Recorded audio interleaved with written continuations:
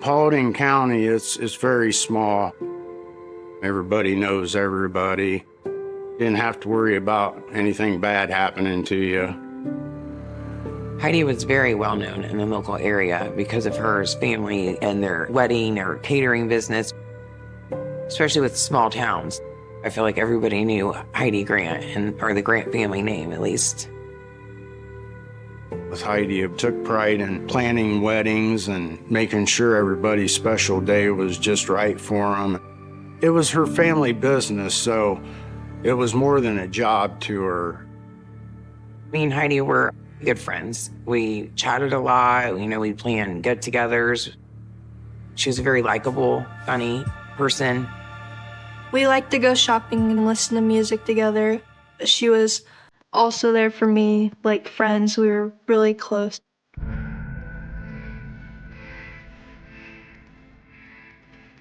Her ex-husband and her have 2 children. She has a boy and a girl, but they did not live with her. They live with their dad.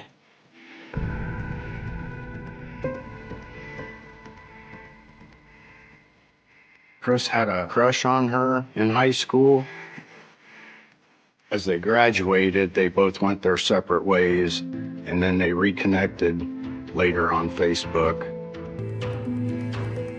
Chris and Heidi, they were both divorced, and I think that they had a lot in common as far as that goes. It was definitely a little weird seeing my dad with someone else, but I really grew to like her. It was a really good friendship, but also they were in love too. When my parents got divorced, I stayed with my mom for a week, and then I would go to my dad's and Heidi's for a week. Heidi and I, we did a lot together. She took me to school every day. We were really close, like friends. Heidi was a very big factor in my softball career too. She was at every single game.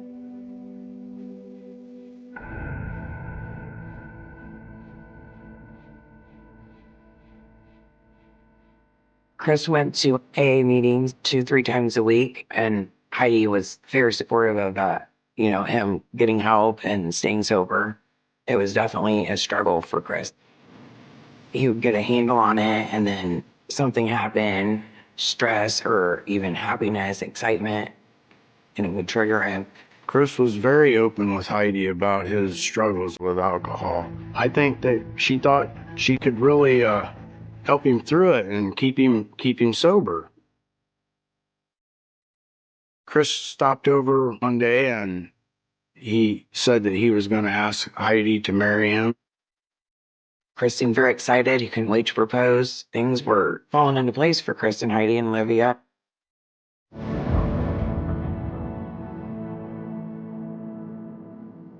Chris and Heidi got married at Grant's Catering Hall. We were all supposed to be there, but COVID had hit and we weren't able to gather for that day.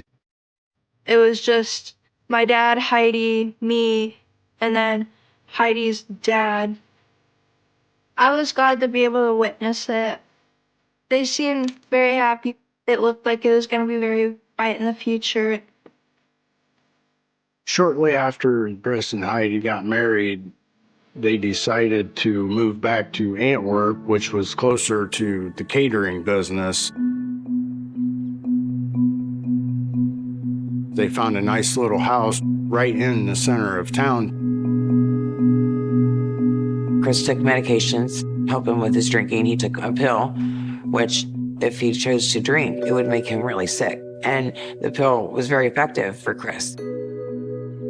He was in a really good point in his life. He was really happy. He stopped taking his medication because he felt happy. He felt like he could handle life, That was the wrong thing. He should have kept taking them. When Chris and Heidi found this house in Antwerp and they were in the process of moving, Chris started drinking again. When my mom passed away in August of 2021, it affected us a lot. It affected Chris really bad. We were all very worried that Chris was drinking again. having to lose his mom in life was probably the worst thing he'd ever experienced as far as loss and pain. That's what set off, the spiral, I believe, to his drinking again. When Chris would drink, he'd start out as fun-loving and easygoing, and if he got really drunk, then it was argumentative.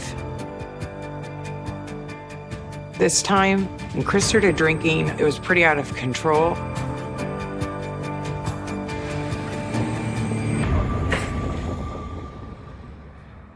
When I went to work one morning, Heidi showed up and she asked me if I could help them move. Basically, all they had left in Oakwood to move was the heavier stuff. She said Chris had been drinking. She didn't want him driving. And I told her, well, I can't really leave right now, but Dad and my older brother Dave are down at his house. I'm sure they would help you get the rest of your stuff out. So they went, hooked up my dad's trailer and took it over there. And just as they were leaving the house, Chris showed up. He was annoyed that my dad and my brother Dave was there to finish helping them move. They started arguing in the driveway, and Chris went to grab a hold of my brother Dave, and Dave grabbed a hold of him and took his legs out from underneath him and put him on the ground and said, I'm gonna let you up and we'll leave and that'll be that. When we got home from work, we found out that an altercation had happened, an argument, and Chris was drinking. She didn't want her business, her family's name, dragged through the mud.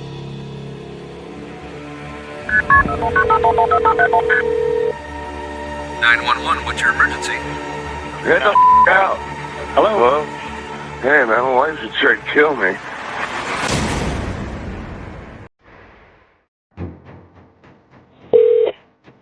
Get the out. Hello?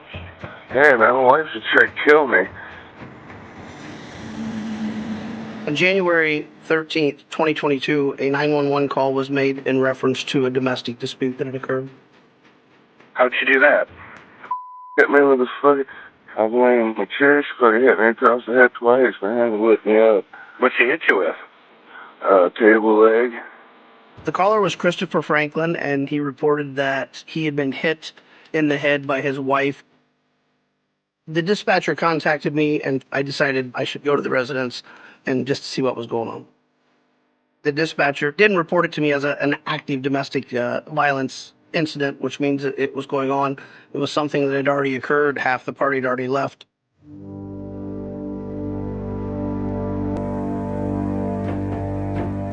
When I arrived at the property, Heidi Grant come to the door and stepped out onto the porch to talk to me.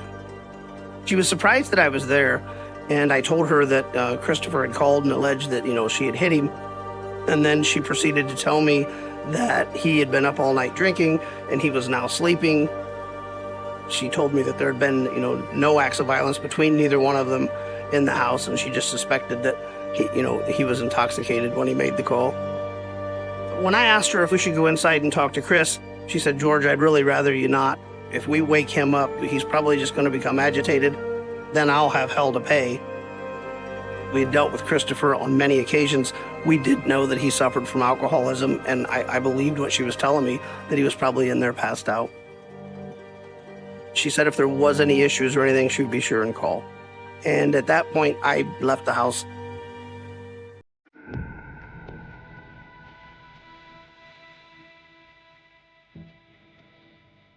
When I came to the house, my dad wasn't there. Heidi told me that he was at work. I packed my bag real quick, and then she took me to Indiana, and I was gonna come home Sunday night.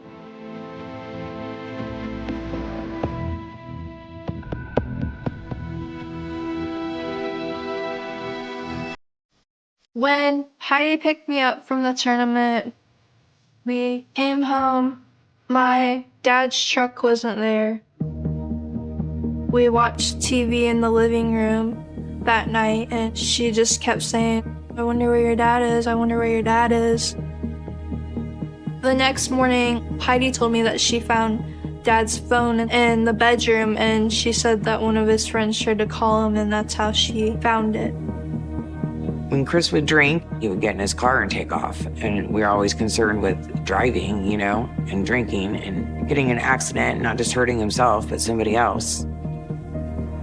Heidi told me that she drove around looking for him. She said that she called local hospitals, local police stations, local bars. That Tuesday morning when I woke up, he still wasn't home, and that's when I really got concerned. Heidi took me looking for him, going around places that he would be. I asked Heidi if she called the police and to file a missing persons report, and she said that they couldn't do anything because he was an adult and that he could just leave on his own.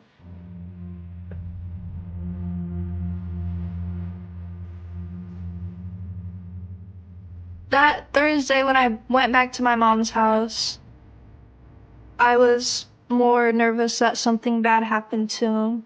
Something definitely didn't feel right. I was definitely really worried. My dad always wanted me to do my best. He always pushed me to do my best. He was a very big support in my softball. He would come practice with me. He would tell me what I was doing wrong and try to help me fix it. He was really funny, and he always had to crack a joke or make someone laugh. I told my mom more details about it and said that I was really worried. She then texted my uncle Dave about it and said Dad has been missing for this many days. Heidi talked about Chris was struggling with suicide. She talked about this song that he sent to everybody on his friends list, like on Facebook or Messenger, and it was a suicide song.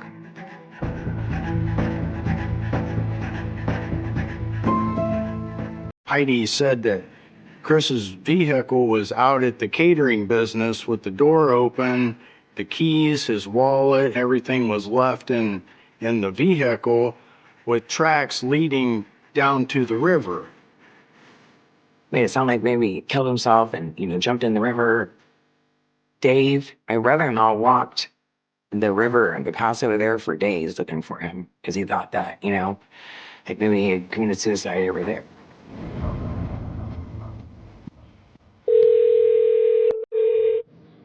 Holding County Sheriff's Office. Hello, my name is Dave Franklin. My brother-in-law called Paulding County Sheriff's Department to report his brother Chris missing. I'm from Dayton, Ohio. I need to make a silver alert. Apparently my brother has been gone since Sunday. His workplace said that he hadn't been there that whole week. That's when Dave thought, you know, I need to call and file a missing persons report. We had to find out where he was at. Okay, what's your brother's name? Chris Franklin. His wife's name's Heidi Grant. Okay. Why hasn't she called? I couldn't tell you. I coach high school wrestling when I'm not working at the police department. I was at a wrestling tournament, and that's when I received a call from my officer telling me that he had a missing persons case and that it was Christopher Franklin. I asked the officer, you know, who was making the report, and he told me that it was Christopher Franklin's brother, Dave Franklin, and that Heidi had not. He had gathered a little bit more information, and some things that he told me seemed a little off to me. The officer told me that Heidi had found Christopher Franklin's truck at the place of business where she worked, and then also that she had found Christopher's cell phone underneath the bed. That's when I decided to head back to Antwerp and speak with Heidi Grant. Hi. Are you Heidi? Come on back, Heidi. Come on back. He's back here on the phone. Just have a seat over there. Thank you for coming out. I greatly appreciate it. Okay, I appreciate it. Thank you. My suspicions were starting to rise that, you know, there was just definitely more to the story than him just going off somewhere. Tell me where he's at. That's all I need to know. Just tell me where he's at, Heidi. This is such a nightmare.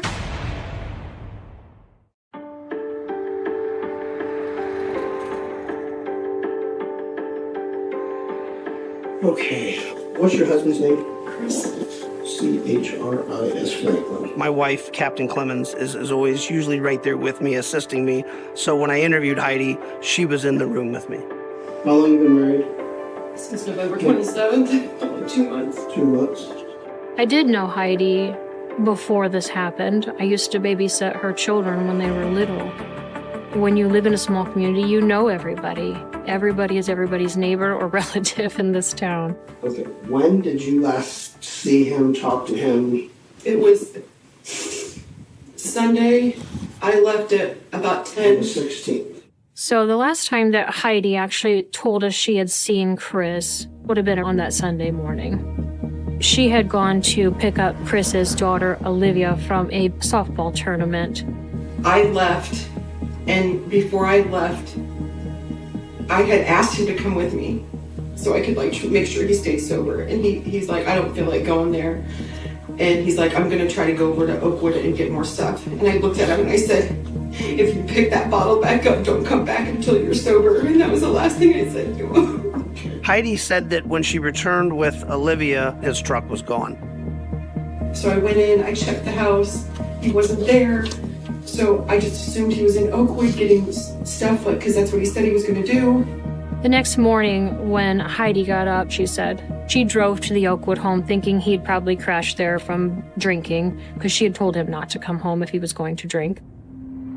Heidi said she just drove around to different spots in an attempt to locate where Chris might be. And then at one point, Olivia even was with her.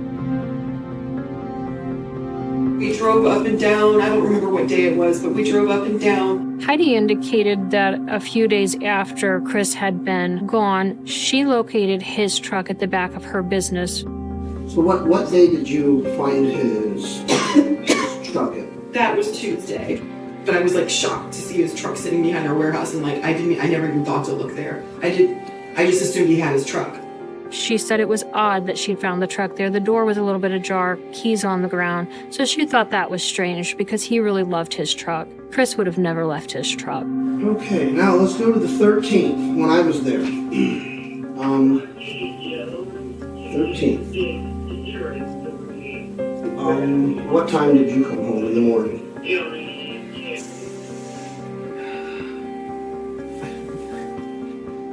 There was a point in the interview where her demeanor totally changed. Olivia PT. She started to become somewhat emotional. She seemed more agitated than anything. I don't remember. She was really struggling to find the answers to the questions I was asking her. What time did he get up, you say Saturday? I don't remember.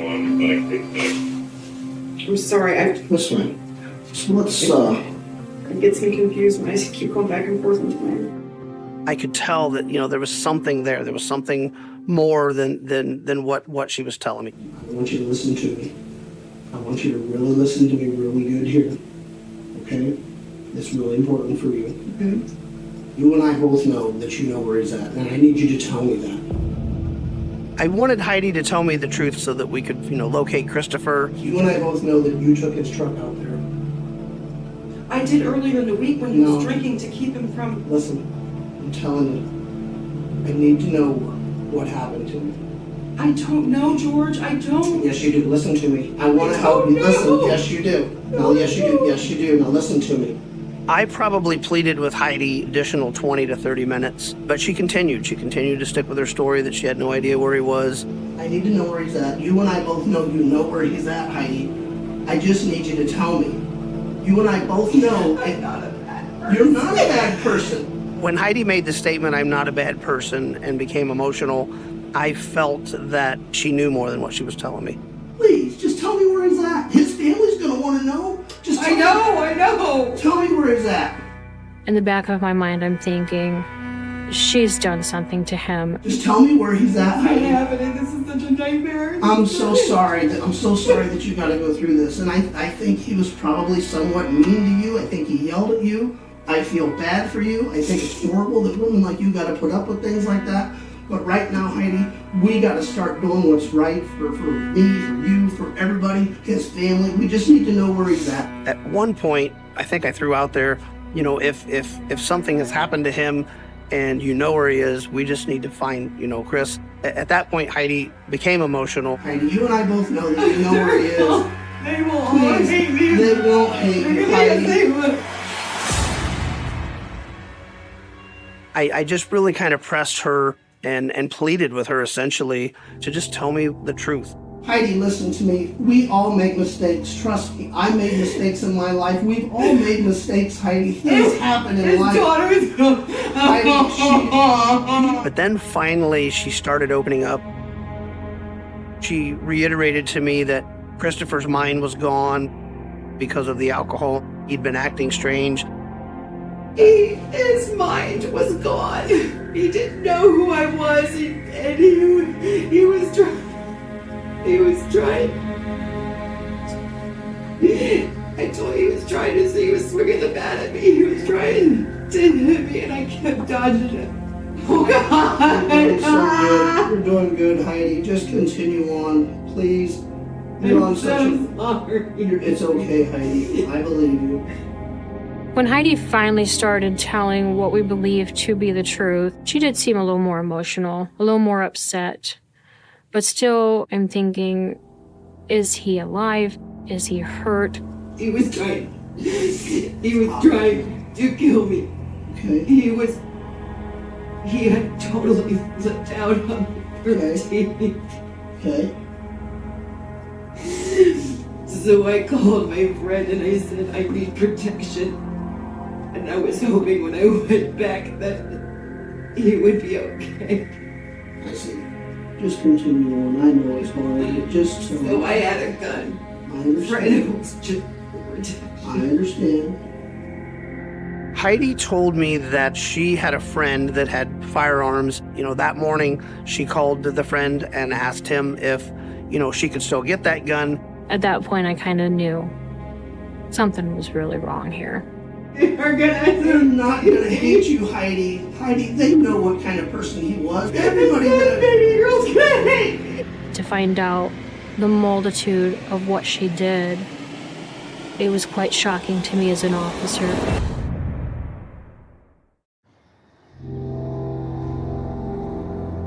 We just need to know where he's at, Heidi. You and I both know that you know where he is. They're not gonna hate you, Heidi.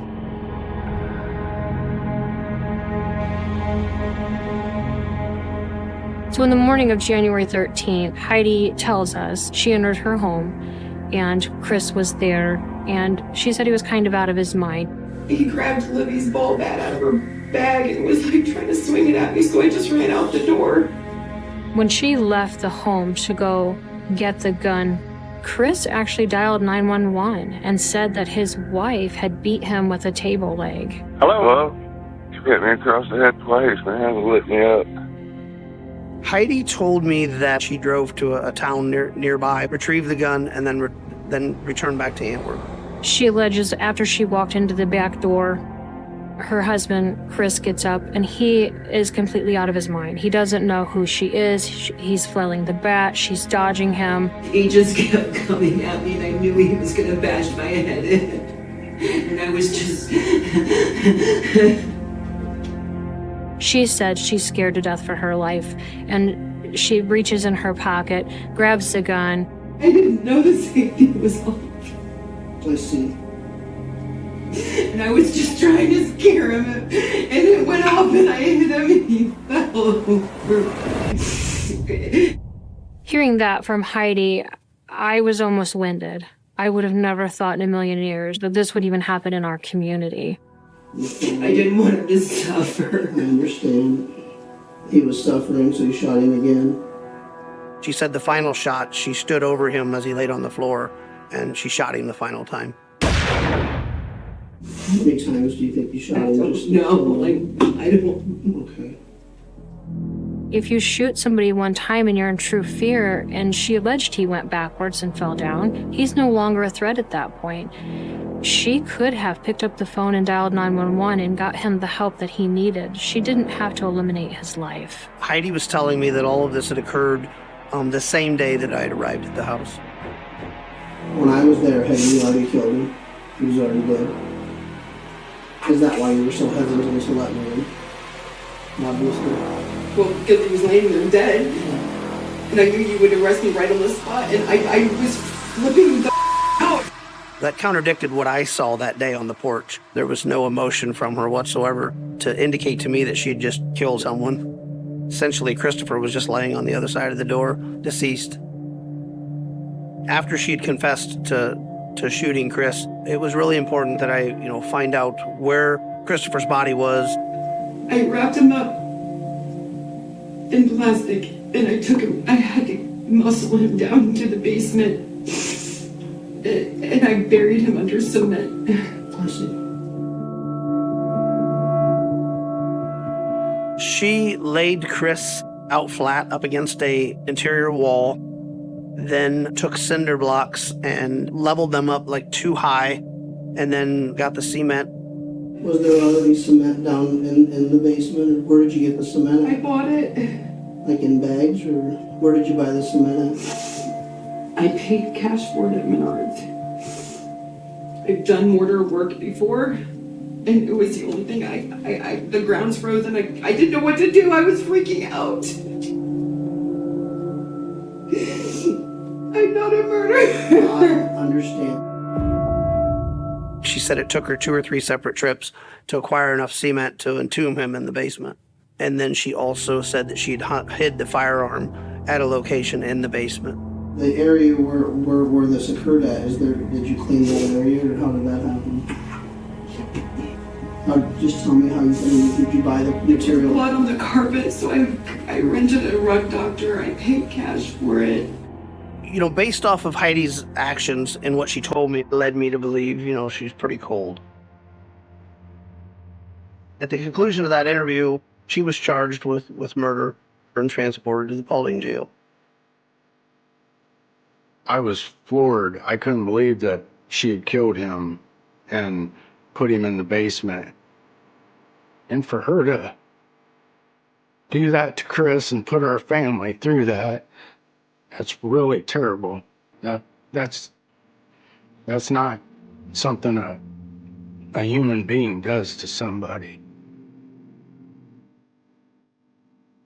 Heidi was adamant that she had killed Chris out of self-defense. She claimed due to his illnesses, he's out of his mind, and she never wavered from that. She said she had to shoot Chris because she was afraid that he was going to kill her. Had a jury believed that Heidi had acted in self-defense, she would be found not guilty. We just couldn't stop at Heidi telling us that she had shot Chris out of self-defense. We had to continue to investigate. We knew she had been lying to us previous in the interview, and to get those details were so important to find out exactly what did happen in that home. We obtained a search warrant for Heidi's house, as it's now a crime scene. The forensic agents went in to gather evidence in the upstairs where the crime occurred. The search for Chris's body took us to this concrete tomb. We were able to, dismantle the top of it because there was a piece of wood laying across it. And then that's where we realized that, the concrete was probably approximately maybe a foot deep with his body encased in it. She really did her due diligence with securing him in that and covering it up. You wouldn't have known there was a body there. Down in the basement, underneath the stairwell, were some shelves with boxes. The gun was retrieved from one of them boxes. Chief Clemens was able to get footage of Heidi as she made multiple visits to gather different things to clean up that scene. You can leave everything there, but I will need you. Okay. Heidi appeared to be very jovial. You would not have known that she had just killed her husband that day. Have you guys gotten any good reviews on those? Oh, yeah. People swear by those. Good. Probably the most shocking thing for me of that footage was when she's at the counter and she has the rug doctor. She looks at the clerk and asks the clerk if they get good reviews on that piece of equipment. Couldn't believe that, her state of mind, she would ask that, knowing what she was about to do. During the investigation, we had actually taken time to look at Heidi's Facebook, kind of see what's on there. We actually found that during the time that Chris would have been in the basement, she was selling items from her home. People were asked to come to her home to pick up those items. These were definitely not the actions of a woman in distress. You know, she was just going about her daily life, just normal as could be. This case created a high volume of video footage, surveillance footage, that we obtained from all different sources, but the main one was a business right next door to Heidi's home. When we were looking through the footage, just days after the incident, there's a clip where this red truck is present. Footage was too grainy to show a clear plate number. You could tell by the footage, you know, he was a male, probably in his 40s or 50s, you know, wore glasses. He is seen in the video helping Heidi, bringing out a freezer, loading that into his red truck. He places that freezer in his red truck and then drives away with it. So, of course, it's lots of questions in our mind. And so it was imperative to find out, who is this guy? What role does he play?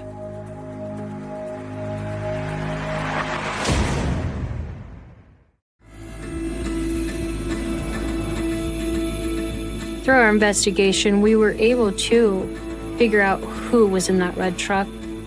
His name was Neil Deemer. I felt it was really important to speak with him and find out, you know, what he knew, if he knew anything at all. He said that him and Heidi had developed a friendship several years back, and that they had always just stayed in contact off and on. Neil was at the home with Heidi. He thought it was an ex-husband, but he was supposed to be helping, and he was a drunk. He wasn't going to help. While at the home, he was helping her move things around, and one thing was a non-working freezer that she needed rid of because it was just in the way. So Neil actually loaded that into his truck, and he disposed that at his workplace. Neil adamantly denied any knowledge of Chris being murdered in that home. During the interview, I asked him if him and Heidi had an intimate relationship, and he indicated that they did. So Neil indicated that before they moved the furniture and disposed of the freezer, that he and Heidi had actually had sex on the living room floor. Listening to Neil tell us that they had had sex right above where Chris was laying, I was absolutely shocked. I'm thinking, what kind of woman are we really dealing with? I didn't believe this was self-defense for several reasons. Normal person, I would think, would act rationally in a self-defense situation, and she'd have called the police. And the fact that I was there that morning and he was dead on the other side of the door, that would have been her opportunity to tell me, you know, that that's what occurred. So we continued to investigate to make sure that we could prove this was an absolute murder and not a self-defense case like she was alleging. It was important that you know, if that did happen, that I find the evidence to prove that Heidi lied. During our search, we were informed that there was a possible witness that was an employee of the Pit Stop gas station that may have seen Chris the morning of the incident. The Pit Stop is probably less than a block away from where Chris's house is. When I spoke with the employee, she indicated that Chris had come in and purchased cigarettes. She said that his shirt was bloody. He had a knot or a black eye, and his face had blood on it. She had asked him if he needed help, and he told her that he was okay and that he'd already called the police. Hello? Yeah, man, my wife should try to kill me. Based on the 911 records, we was able to determine that Chris must have went to the gas station minutes after making the 911 call.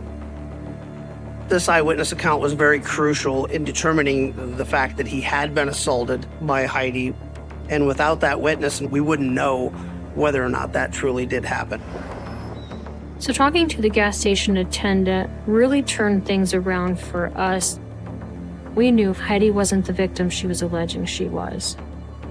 Heidi never wavered from that this was self-defense. But I believe the evidence shows that Heidi Grant contemplated murdering her husband.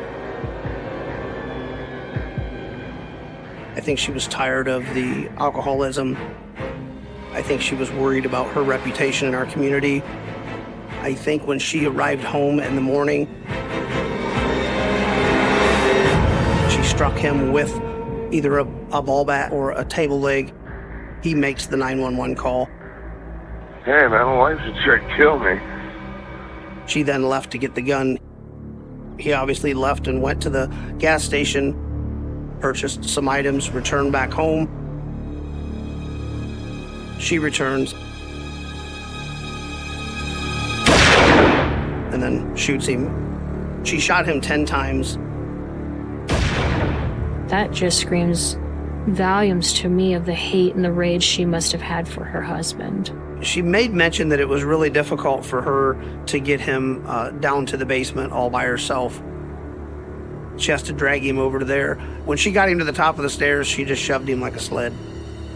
She gets him to the bottom of the stairs, and then she has to drag him up where she was going to bury him, and then encased him in a tomb in the basement. As far as the motive, my speculation is she just felt that being in this small community, living with an alcoholic, she didn't want that type of image, and she basically removed Chris from her life, and it wouldn't hurt her family's business. It's absolutely heartbreaking that the life of a human wasn't as important as her reputation in our small village. Conclusion of collecting all of the evidence, Heidi was charged and indicted by a county grand jury with aggravated murder.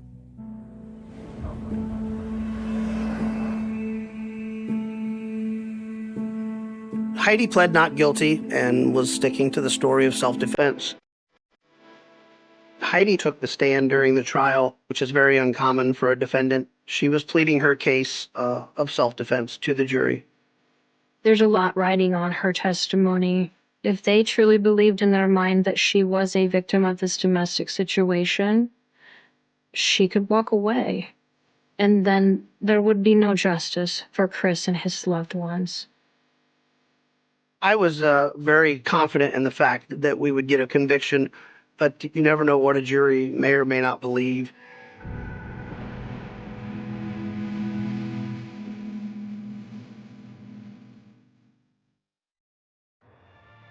So she will be in jail for a very long time. When I heard that she'd been found guilty of murder, I was happy about it, but in the same time, sad. It just ruined a lot of lives. I'm glad she didn't get away with it. It's been about 2 years, and I still look at how my life could have been if none of this would have happened. When Heidi murdered my dad, I not only lost my father, but I also lost her, which she was my stepmom. I considered her like my best friend, and I lost that too. I miss Chris's laughter. He seemed to laugh a lot. He liked to make people joke, you know.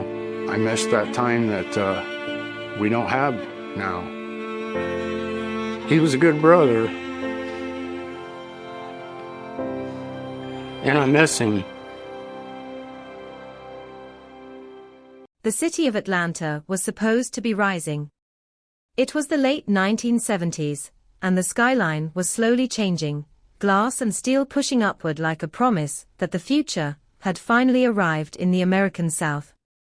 On the surface, the city spoke the language of progress, of opportunity, of a new era trying to heal old wounds. But beneath that surface, something else was moving quietly through the neighborhoods, something that did not belong to the language of progress at all. It began with absence. A child who did not come home when the streetlights flickered on.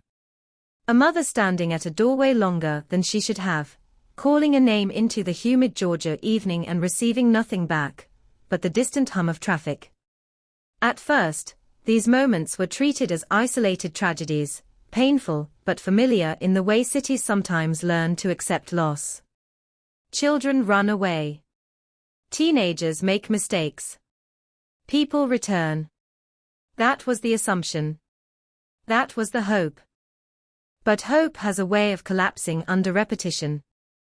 By the summer of 1979, Atlanta began to notice a pattern it could not unsee. The missing were not random. They were children, mostly black children, teenagers still caught between innocence and adulthood, boys who rode bicycles too far from home, who walked alone down cracked sidewalks lined with tall grass and fading paint. And then they stopped appearing where they were supposed to be. Days later, sometimes weeks later, the city would find them again, not as living stories that could continue, but as silence given form. The discoveries came from places that felt deliberately out of reach of normal life. Dense wooded areas where the ground swallowed sound. Riverbanks where the water moved slowly as if reluctant to reveal anything beneath its surface. These were not places where children were meant to end up. And yet they kept appearing there, as though something or someone had been moving them out of sight, carefully, repeatedly, with intention. At first, investigators struggled to connect the cases. There was no single, clean signature that tied everything together. Some victims showed signs that suggested strangulation. Others did not present obvious external trauma at all. Some were found clothed, others partially submerged in water that had already begun to erase whatever stories their bodies might have told. The lack of consistency became its own kind of confusion, a fog that settled over every attempt to understand what was happening. And in that fog, fear began to grow roots. In neighborhoods where children once played freely until dusk, parents started calling them inside earlier. Conversations changed tone. Doors locked sooner. The sound of footsteps outside at night began to mean something different than it used to. Atlanta was not just dealing with crime anymore. It was dealing with uncertainty, the kind that seeps into daily life and reshapes it without permission. By the time the number of missing and murdered children began to rise into double digits, then beyond, the city could no longer treat it as a series of unfortunate coincidences. The scale itself demanded attention. Pressure mounted on local law enforcement, and soon the investigation expanded beyond the city's own capacity. The Federal Bureau of Investigation entered the case, bringing with it resources, agents, and a promise that order would be restored through structure and analysis. A task force was formed. Files were opened and reopened. Maps of Atlanta were covered in pins and strings, connecting dots that refused to form a clear picture. Interviews multiplied. Witness statements blurred into contradictions. Every lead seemed to open a door that led only to another hallway of uncertainty. One of the most haunting aspects of the case was not just what was being discovered, but where it was being discovered. The Chattahoochee River became a recurring presence in the investigation, as if the water itself had become part of the pattern. Again and again, bodies or remains were recovered from or near its banks. The river, wide and slow-moving, became something like a silent witness, carrying secrets that refused to surface all at once. Investigators began to wonder whether they were looking for one person or many. The differences in method suggested fragmentation, multiple hands, multiple intentions. Yet the clustering of locations suggested something else entirely, something more coordinated, more deliberate. This contradiction sat at the center of the case like a wound that would not close. While law enforcement worked through theories and statistical models, the city lived through the emotional reality of it. Families of missing children formed their own networks of grief and hope, sharing information, posting photographs, waiting for phone calls that never came. Each new disappearance did not just add to the count. It deepened the collective exhaustion of a community that could not find solid ground beneath its fear. Then came the shift. In 1981, attention began to narrow toward a single individual whose name would become inseparable from the case, Wayne Bertram Williams. He was young, only in his early 20s, living in Atlanta, working as a freelance photographer. On paper, he did not fit the immediate image of a serial killer that the public had begun to imagine. There was no obvious profile that explained everything. And yet he came into focus through proximity, through timing, through fragments of evidence that began to cluster around him in unsettling ways. Detectives started watching him. Not because they had a final answer, but because he kept appearing near points of interest in the investigation. The river. The roads leading away from discovery sites. Moments in time that overlapped with the recovery of bodies. It was not yet proof. It was something more fragile than proof, something like alignment. As surveillance intensified, investigators began to build a case piece by piece. Fibers, hairs, materials recovered from vehicles and homes that appeared to match those found on or near victims. None of it spoke loudly on its own, but together it formed a chorus of suggestion. The kind of evidence that does not shout guilt, but whispers association. The tension in the investigation reached a point where waiting was no longer an option. In June of 1981, Wayne Williams was arrested. The city did not exhale. If anything, it held its breath more tightly, as if unsure whether this moment represented resolution, or only another turn in a story that had refused to end. Even after the arrest, the weight of unanswered questions did not disappear. If anything, it expanded. Because the arrest of one man did not automatically resolve the scale of what had happened. There were still dozens of cases, still families without closure, still a timeline of violence that stretched across years and refused to compress neatly into a single explanation. And so the hook of this story does not rest in the certainty of answers. It rests in the discomfort of contradiction. A city that believed it was moving forward while its children vanished in the spaces between its progress. An investigation that grew larger and more complex even as it tried to narrow its focus. A suspect whose presence seemed to connect dots that may or may not have belonged on the same map. Atlanta in those years was not just a location. It was a pressure point.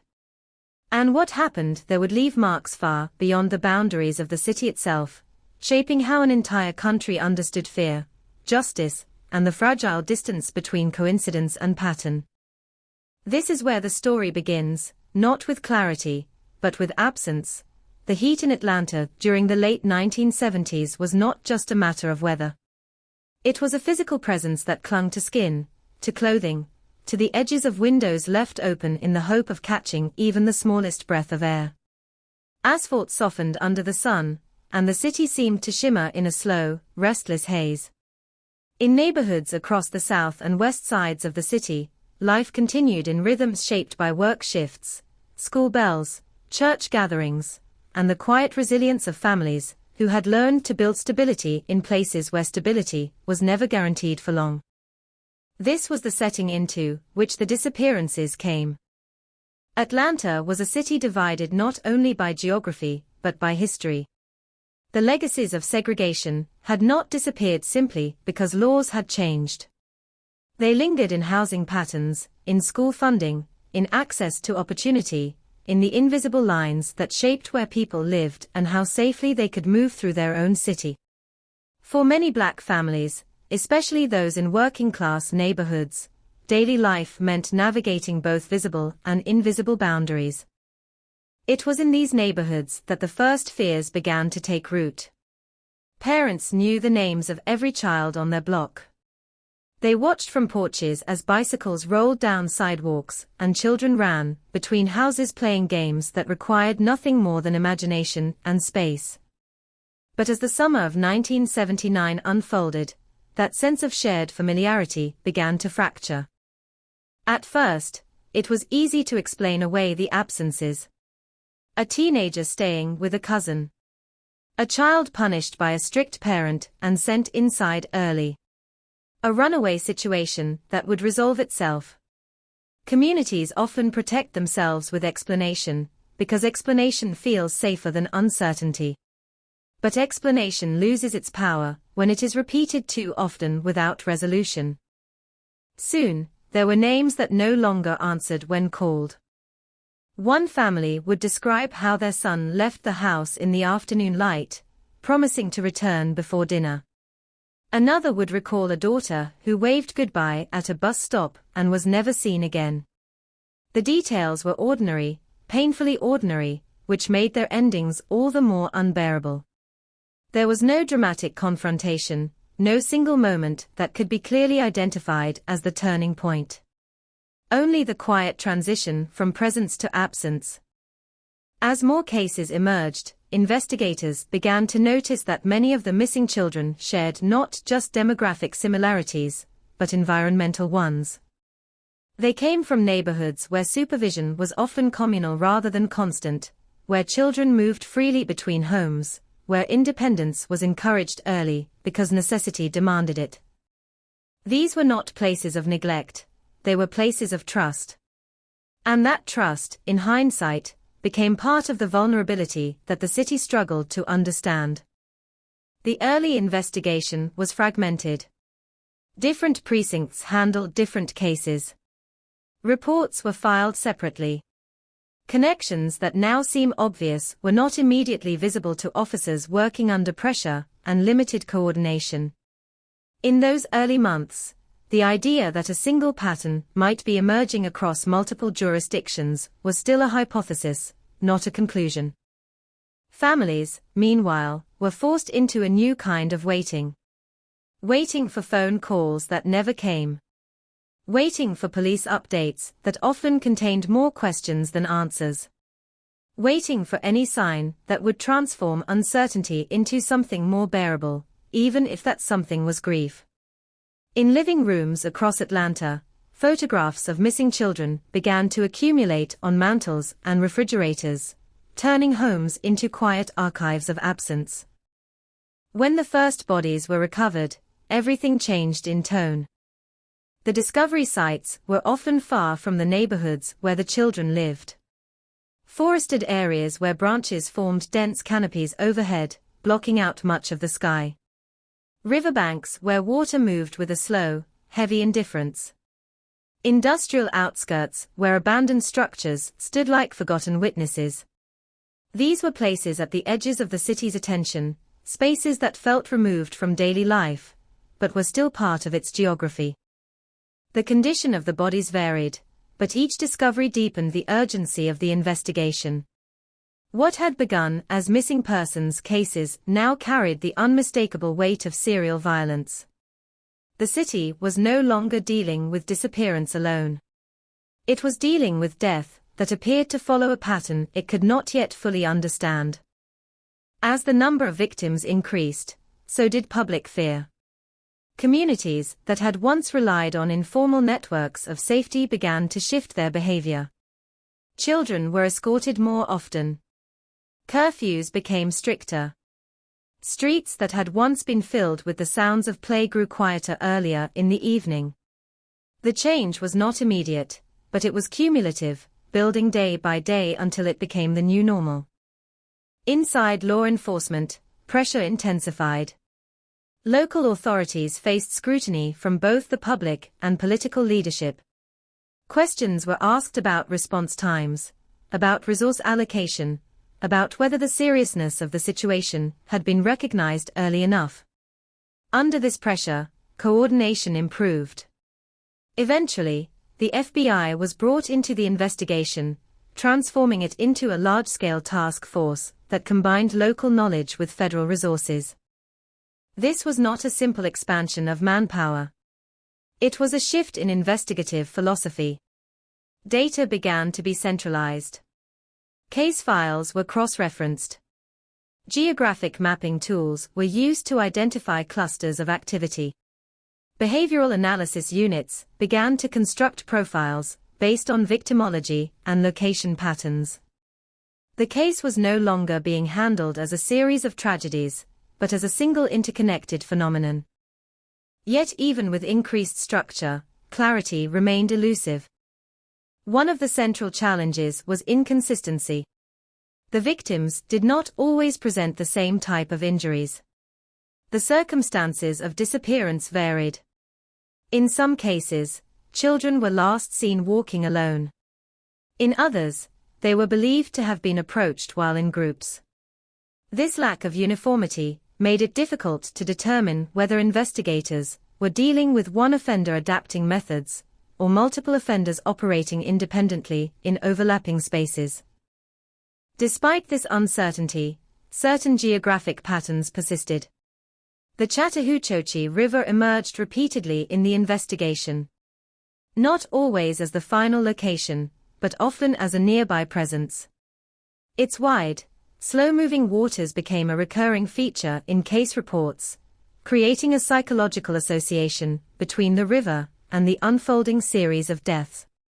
For investigators, it became a line of inquiry that could not be ignored. As the investigation deepened, so did the sense that time itself was becoming a factor. Each passing week, without resolution, allowed fear to spread further, and allowed potential evidence to degrade or disappear entirely. Witness memories faded. Physical traces were lost to weather, to movement, to the simple passage of days. It was within this climate of urgency and uncertainty that attention gradually shifted toward individuals who appeared at the margins of multiple investigative threads.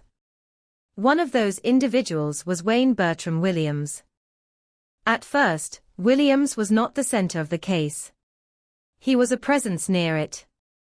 A young man working in Atlanta's creative and freelance circles, operating a photography business that gave him access to different parts of the city.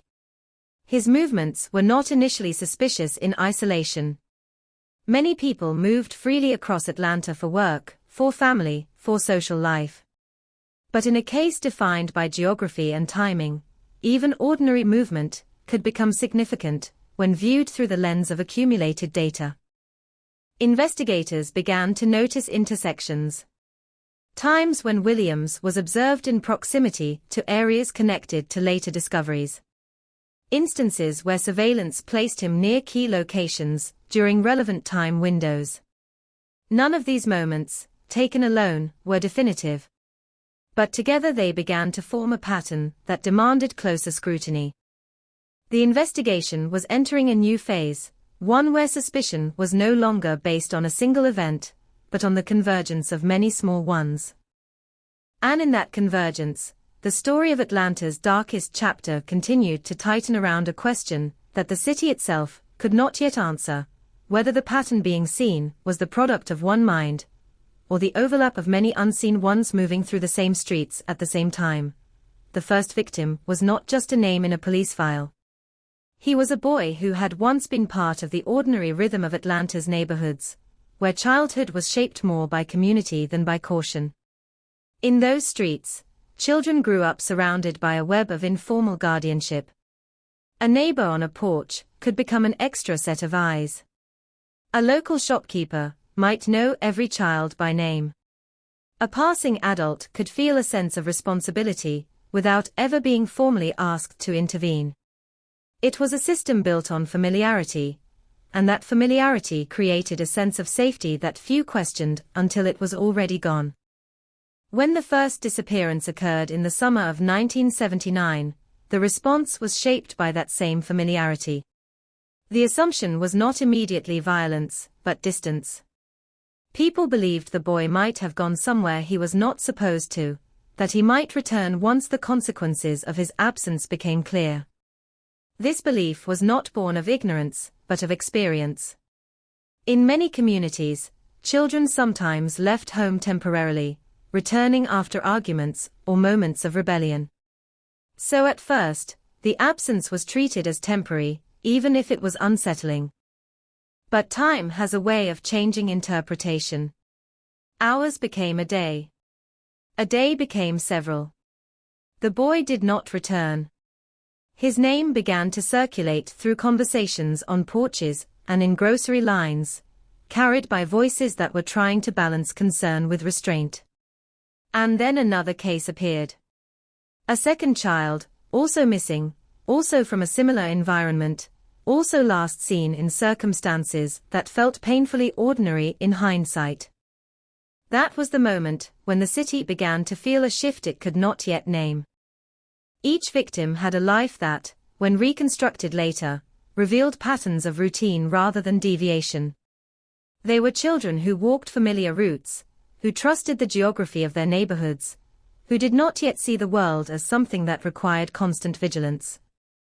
Some were on errands for family members. Some were returning home from playing outside. Some were simply moving between places they believed to be safe. What made these disappearances so destabilizing was not only the loss itself, but the absence of a clear narrative that could contain it. There was no single environment that could be blamed, no obvious failure point that explained everything. The victims did not come from the margins of society in the way people often expect in crime stories. They came from within the fabric of everyday life. That made the fear harder to locate, because it suggested that safety itself was more fragile than anyone wanted to admit. As the number of cases increased, families began to describe a similar emotional pattern. It started with disbelief, followed by constant anticipation. The phone ringing became a source of both hope and dread.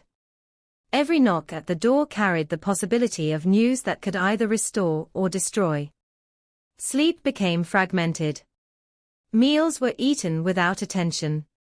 Time stopped feeling linear and instead became something suspended, waiting for resolution that did not arrive. In one household after another, photographs were pulled from drawers and placed into visible spaces.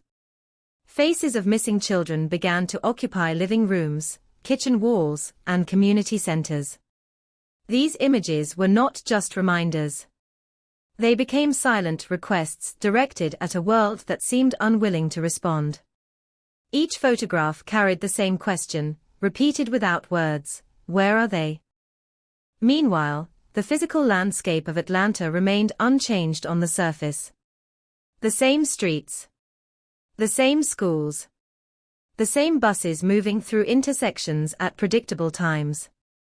But beneath that surface, perception had begun to alter everything. Parents started accompanying children, who had previously been allowed to walk alone. Rules were tightened. Curfews were enforced with new seriousness. The freedom that once defined childhood in these neighborhoods began to shrink, not through formal restriction, but through collective fear. When the first bodies were recovered, the emotional weight of the case shifted entirely. Discovery replaced uncertainty, but it did not replace confusion. The locations where the victims were found were often distant from where they had disappeared, creating a spatial disconnect that deepened the mystery. These were not places of daily activity. They were edges of the city, where development thinned out and nature reclaimed space in uneven ways. Dense wooded areas, riverbanks, abandoned stretches of land that seemed removed from the normal pathways of life. The discovery of remains in such locations forced investigators to reconsider every assumption. It suggested movement, planning, and familiarity with areas that were not part of ordinary routines for most residents. Yet even as patterns began to emerge, contradictions remained. Some evidence pointed toward a single offender operating with consistency. Other details suggested variation, as if multiple hands might have been involved, each leaving slightly different traces behind.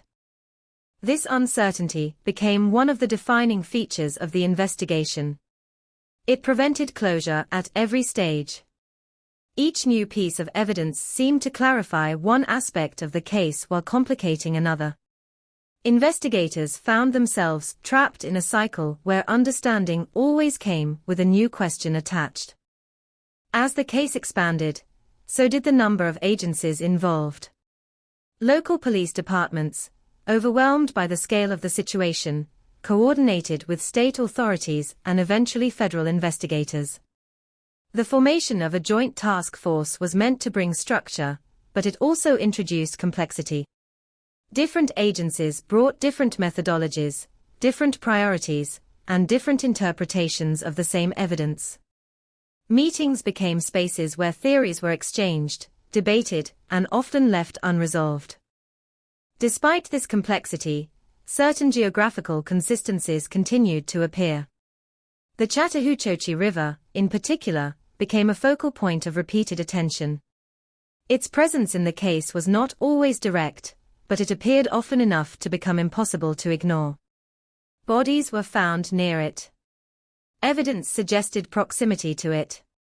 Even when it was not explicitly involved, it seemed to hover at the edge of investigative maps, like a silent line connecting otherwise scattered points. For the families, however, these investigative details existed in a different emotional world. They were not concerned with patterns or theories. They were concerned with absence. With unanswered questions that returned every morning. With the growing realization that their children were no longer simply missing, but part of a larger tragedy that was still unfolding beyond their control. Community organizations began to form in response. Volunteers distributed flyers. Churches held gatherings for families searching for answers. Local leaders attempted to balance reassurance with honesty, though neither was sufficient to fully address the fear that had taken hold. The city was not just reacting to crime. It was learning how to live inside uncertainty for an extended period of time. As months passed, the investigation reached a point where attention began to concentrate more sharply on behavioral patterns and movement data. Analysts attempted to map timelines, looking for overlaps between disappearance windows and known activity in certain areas. It was during this phase that Wayne Bertram Williams emerged more clearly with an investigative focus. His name did not enter the case as a conclusion, but as a point of convergence. He was not initially defined by guilt or innocence, but by proximity. A young man moving through the city with a degree of freedom that, in hindsight, became subject to scrutiny because of timing and location overlaps with key events in the case. Investigators began to reconstruct his movements. Not as accusations, but as data points in a larger effort to understand whether connections were meaningful or coincidental. Surveillance increased. Interviews were conducted. Physical evidence from various sites was compared against materials associated with him.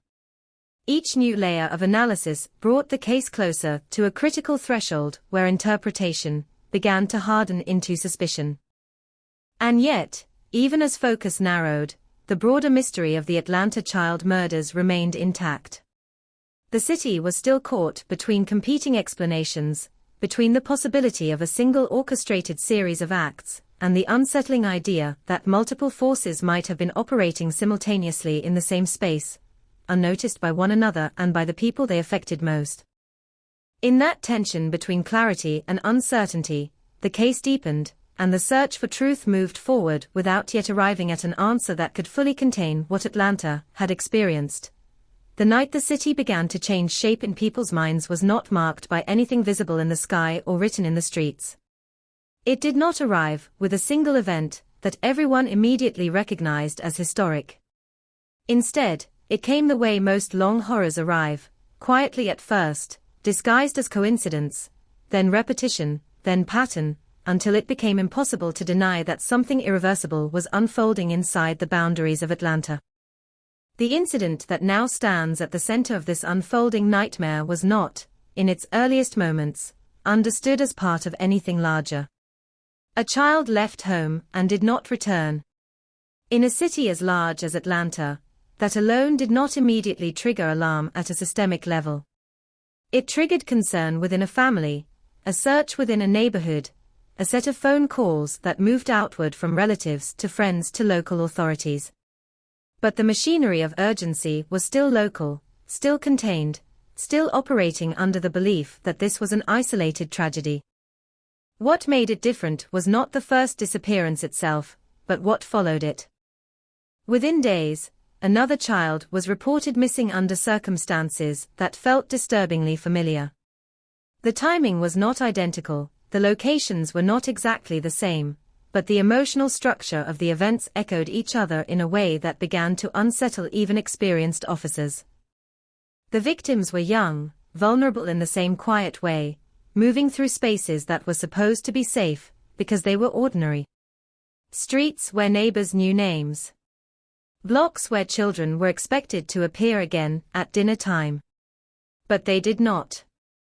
As the reports accumulated, a subtle shift began inside the investigative response.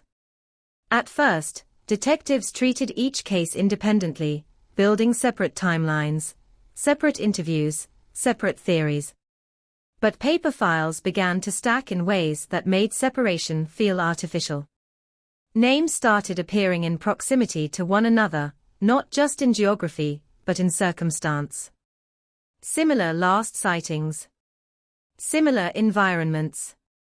Similar gaps between disappearance and discovery that refused to align neatly with randomness. And then came the discoveries that changed everything from missing persons cases into something far more disturbing. Bodies began to appear in places that did not match the rhythm of everyday life. Areas outside the active gaze of the city. Places where growth had been left uneven, where development stopped abruptly and nature reclaimed space without structure. The first time a body was recovered near the river, investigators treated it as a tragic, but isolated recovery. But when it happened again and again, the river began to feel less like a backdrop and more like a participant. The water moved slowly, wide and indifferent, carrying the reflection of a city that continued to function above its surface. Yet beneath that reflection, something was accumulating. Each recovery added weight to the theory that these were not random acts scattered across a city, but something that was moving along invisible pathways, repeating itself in geography, if not in exact method. Families experienced these incidents not as data points, but as ruptures. A knock on the door late at night. A uniformed officer standing in a doorway that suddenly felt too small to contain the words he had come to deliver. A name spoken aloud that immediately transformed a house into a place of collapse. These were moments that did not repeat in identical form, but they carried the same emotional architecture.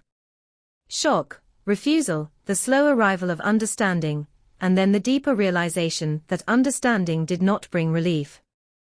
In neighborhoods affected by multiple cases, fear began to reorganize daily life. Children were no longer simply supervised, they were monitored. Routes were changed. Routines were shortened. Even familiar spaces began to feel conditional, as if safety depended not on place, but on timing and luck. The city did not announce these changes. It absorbed them. Quietly, collectively, without formal instruction. Inside the investigation, urgency replaced uncertainty, but it did not replace confusion. Each new incident added information, but also multiplied questions. The lack of a consistent method in the attacks suggested either adaptability or multiplicity. Some victims appeared to have been targeted in moments of isolation, others in contexts that suggested opportunity rather than planning. The variation complicated profiling efforts, because every attempt to define a single behavioral pattern risked excluding evidence that did not fit. Task forces worked through nights that blurred into mornings. Maps were covered with overlapping markers. Interviews were revisited, sometimes multiple times, as small inconsistencies became potentially significant under the weight of growing suspicion. Analysts attempted to reconstruct movement patterns, tracing possible routes between disappearance locations and recovery sites. But the geography of Atlanta resisted simplification. Roads curved unpredictably. Neighborhoods shifted character within short distances. The city was not a grid that could be easily decoded. It was a living structure with irregular boundaries. As the incidents continued, media attention intensified. News reports brought the story into homes that had not yet been directly affected, expanding fear beyond the immediate neighborhoods of the victims. The narrative that began as a series of local tragedies began to take on a broader shape, one that suggested a city under siege by an unseen force. Headlines could not fully capture the nuance of the investigation, but they did not need to. They only needed to repeat the pattern: another disappearance, another discovery, another unanswered question. Public pressure began to influence the pace of the investigation. Officials were expected to provide answers that did not yet exist. Statements were made cautiously, often revised as new information emerged. The need for reassurance existed alongside the need for accuracy, and those two demands rarely aligned.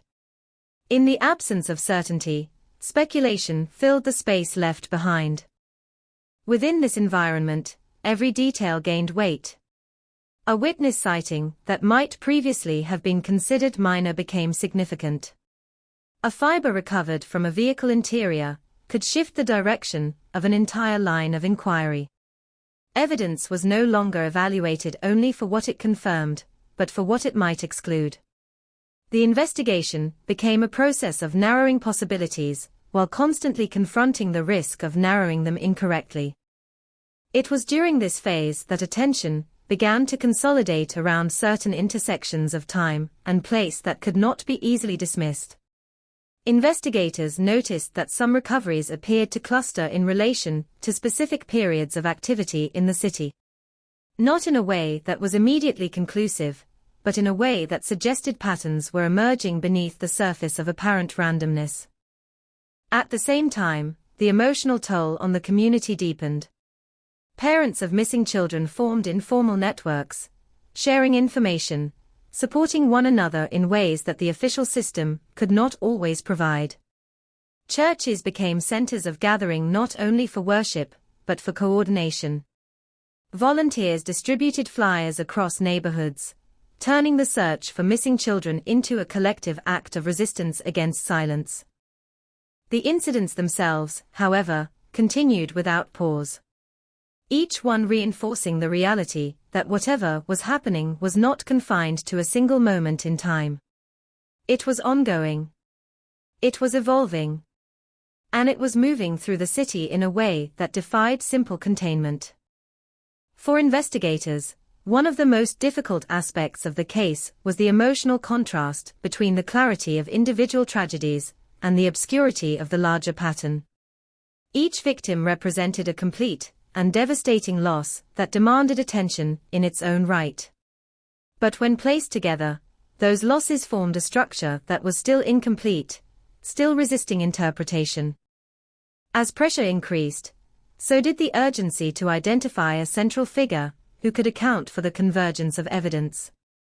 The investigation began to tighten around individuals whose movements, backgrounds, and access placed them within proximity of multiple points in the timeline. Among these names, Wayne Bertram Williams began to emerge with increasing frequency in internal discussions, not as a conclusion, but as a point of convergence that demanded closer examination. Yet even as focus sharpened, certainty remained out of reach. The incidents that defined this period in Atlanta's history did not resolve into a single, clean explanation. Instead, they accumulated into a landscape of overlapping tragedies, each one contributing to a picture that was still incomplete. And in that incompleteness, the city continued to live, to search, and to wait for an answer that would finally make sense of the night when everything began to change shape, one disappearance at a time. The discovery did not begin with sirens or headlines or the sudden arrival of official certainty. It began with something far quieter, almost fragile in its uncertainty, the kind of moment that could easily have been dismissed if not for the accumulation of fear already pressing against the city's awareness. A body was found in a place where bodies were not supposed to be. Not in the sense that any place is meant for such a thing, but in the sense that this particular stretch of land had no relationship to the rhythms of daily life. It was not a playground, not a road, not a home, not even a space of transition. It was an edge, a boundary between what the city used and what it had forgotten. When officers arrived, the environment did not immediately reveal answers. It revealed stillness. The air was heavy with the kind of humidity that clings to everything it touches, making sound feel slower, as if even conversation had to pass through layers of moisture before reaching understanding. Trees stood close together, their branches forming uneven patterns overhead, allowing strips of sunlight to fall in broken lines across the ground. The body lay within that broken light, partially obscured by natural cover, as if the land itself had tried, unsuccessfully, to conceal what had been left behind. The first responders did not speak more than necessary. There are moments in investigations when language feels inadequate, when words cannot improve or clarify what the eyes already understand. This was one of those moments. What mattered now was not interpretation, but preservation. The scene had to be contained before time altered it further. As more officers arrived, the space around the discovery began to change. What had been a quiet, isolated area became structured by procedural movement. Markers were placed. Boundaries established. Photographs taken from multiple angles, each one attempting to capture a reality that already felt unstable. The body itself became the center of a widening circle of attention, not because it was the only one, but because it represented a possibility that investigators had been trying to avoid acknowledging too directly. This was not the first disappearance in Atlanta. Everyone on scene knew that. But there was something about the location, about the way the body had been placed in relation to the landscape, that suggested repetition. Not repetition in detail, but in outcome. The sense that this was not an isolated act, but part of a sequence that had already begun elsewhere. Word traveled quickly through official channels. Within hours, detectives who had been working other cases were redirected. Files that had been separate began to converge physically, laid out on tables in rooms where exhaustion had already become part of the atmosphere. Maps were brought out again, unfolded across surfaces that had already been marked and erased multiple times in the past weeks. Names were added. Locations were circled. Lines were drawn between points that now seemed to demand connection, even if that connection was not yet fully understood. The discovery forced a shift in perspective. Until this moment, there had still been room for the possibility that the cases were coincidental, that they represented separate tragedies occurring within the same city, but not necessarily linked by intent. That possibility began to weaken. The clustering of evidence, the geographic recurrence, the similarities in victim profiles, all of it began to form a pattern that could no longer be ignored, even if it could not yet be fully defined. Families were notified in the hours that followed, though not all at once, and not with clarity that could soften the impact. Each notification carried its own weight, its own collapse. In living rooms across the city, the same moment repeated in different forms. A knock at the door. A conversation that did not need to continue beyond its first sentence. A silence that filled the space afterward so completely that even breathing felt different. In the days following the discovery, the investigation expanded rapidly. What had been a series of individual case files now became a unified focus of attention. The idea that a single offender might be responsible for multiple victims was no longer a theory discussed in abstract terms.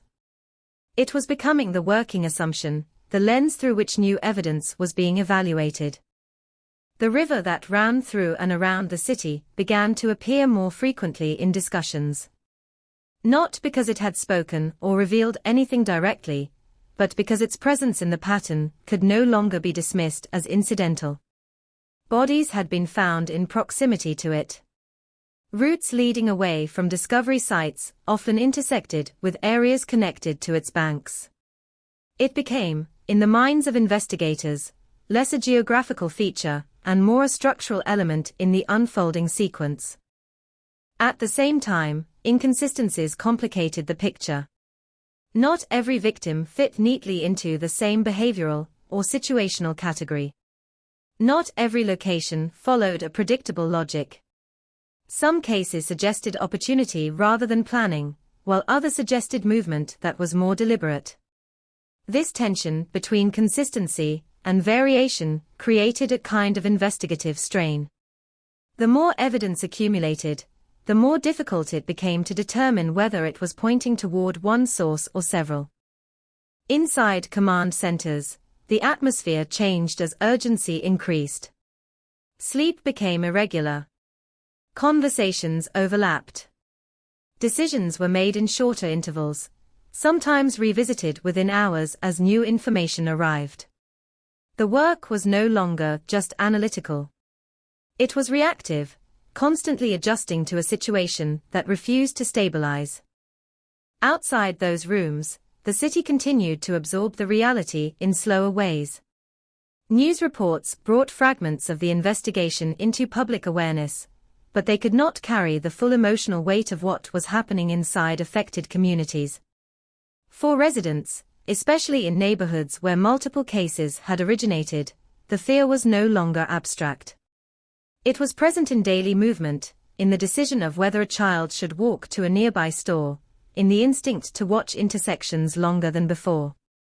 Volunteer networks expanded.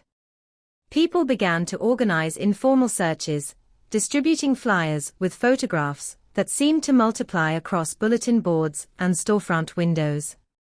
Each image represented not only a missing child, but also a growing archive of unresolved absence. Churches held gatherings where families shared information, grief, and the exhausting hope that something might still change. As pressure increased, so did the intensity of investigative scrutiny. Every piece of physical evidence recovered from scenes began to undergo closer examination. Fibers, hairs, trace materials, all of them were analyzed for potential connections across cases. The goal was no longer just to identify what had happened in individual incidents, but to determine whether a single source could explain the overlap of evidence patterns emerging across multiple locations. It was during this phase that attention began to concentrate more sharply on individuals whose movements intersected with key areas of interest. Among them was Wayne Bertram Williams, whose name had already appeared in investigative discussions, but now began to surface more frequently as data was re-examined under unified criteria. His presence in the broader timeline was not defined by a single event, but by a series of intersections that, when viewed together, created a point of focus that investigators could not ignore.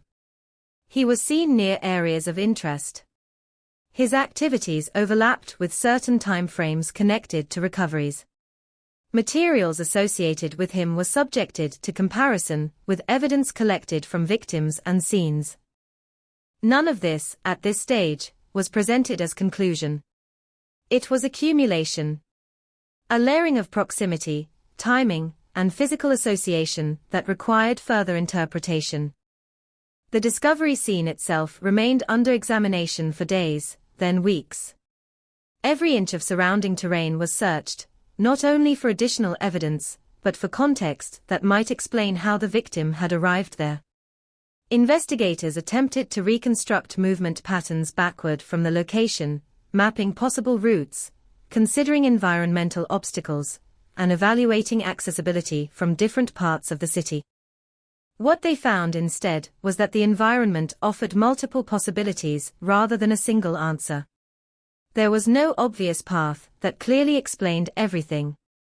Instead, there were many potential routes, each one plausible in isolation, none definitive in combination. This lack of clarity did not reduce the significance of the discovery. If anything, it deepened it. Because it suggested that whoever was responsible had operated within a space that did not rely on obvious patterns, or that the patterns themselves were more complex than initially understood. As the investigation moved forward from this point, the city found itself in a new phase of uncertainty. The discovery had confirmed what many feared, but it had not provided resolution. Instead, it had expanded the scale of the question. Atlanta was no longer searching only for missing children. It was now searching for meaning within a series of events that had begun to define its identity in ways no one had anticipated, and which no single discovery, no matter how significant, could yet fully explain. The investigation did not collapse under the weight of evidence. Instead, it fractured into competing directions, each one pulling at the same set of facts, but interpreting them in ways that led to entirely different conclusions. By the time the case reached this stage, Atlanta was no longer dealing with a simple question of who had committed individual crimes. It was dealing with the far more difficult problem of whether those crimes belonged to a single pattern at all. Inside the task force rooms, the air carried a constant sense of pressure. It was not dramatic or theatrical, but cumulative, built from long hours, repeated arguments, and the growing awareness that every decision carried consequences, not just for the integrity of the case, but for the lives of families waiting outside those rooms. Evidence covered every available surface.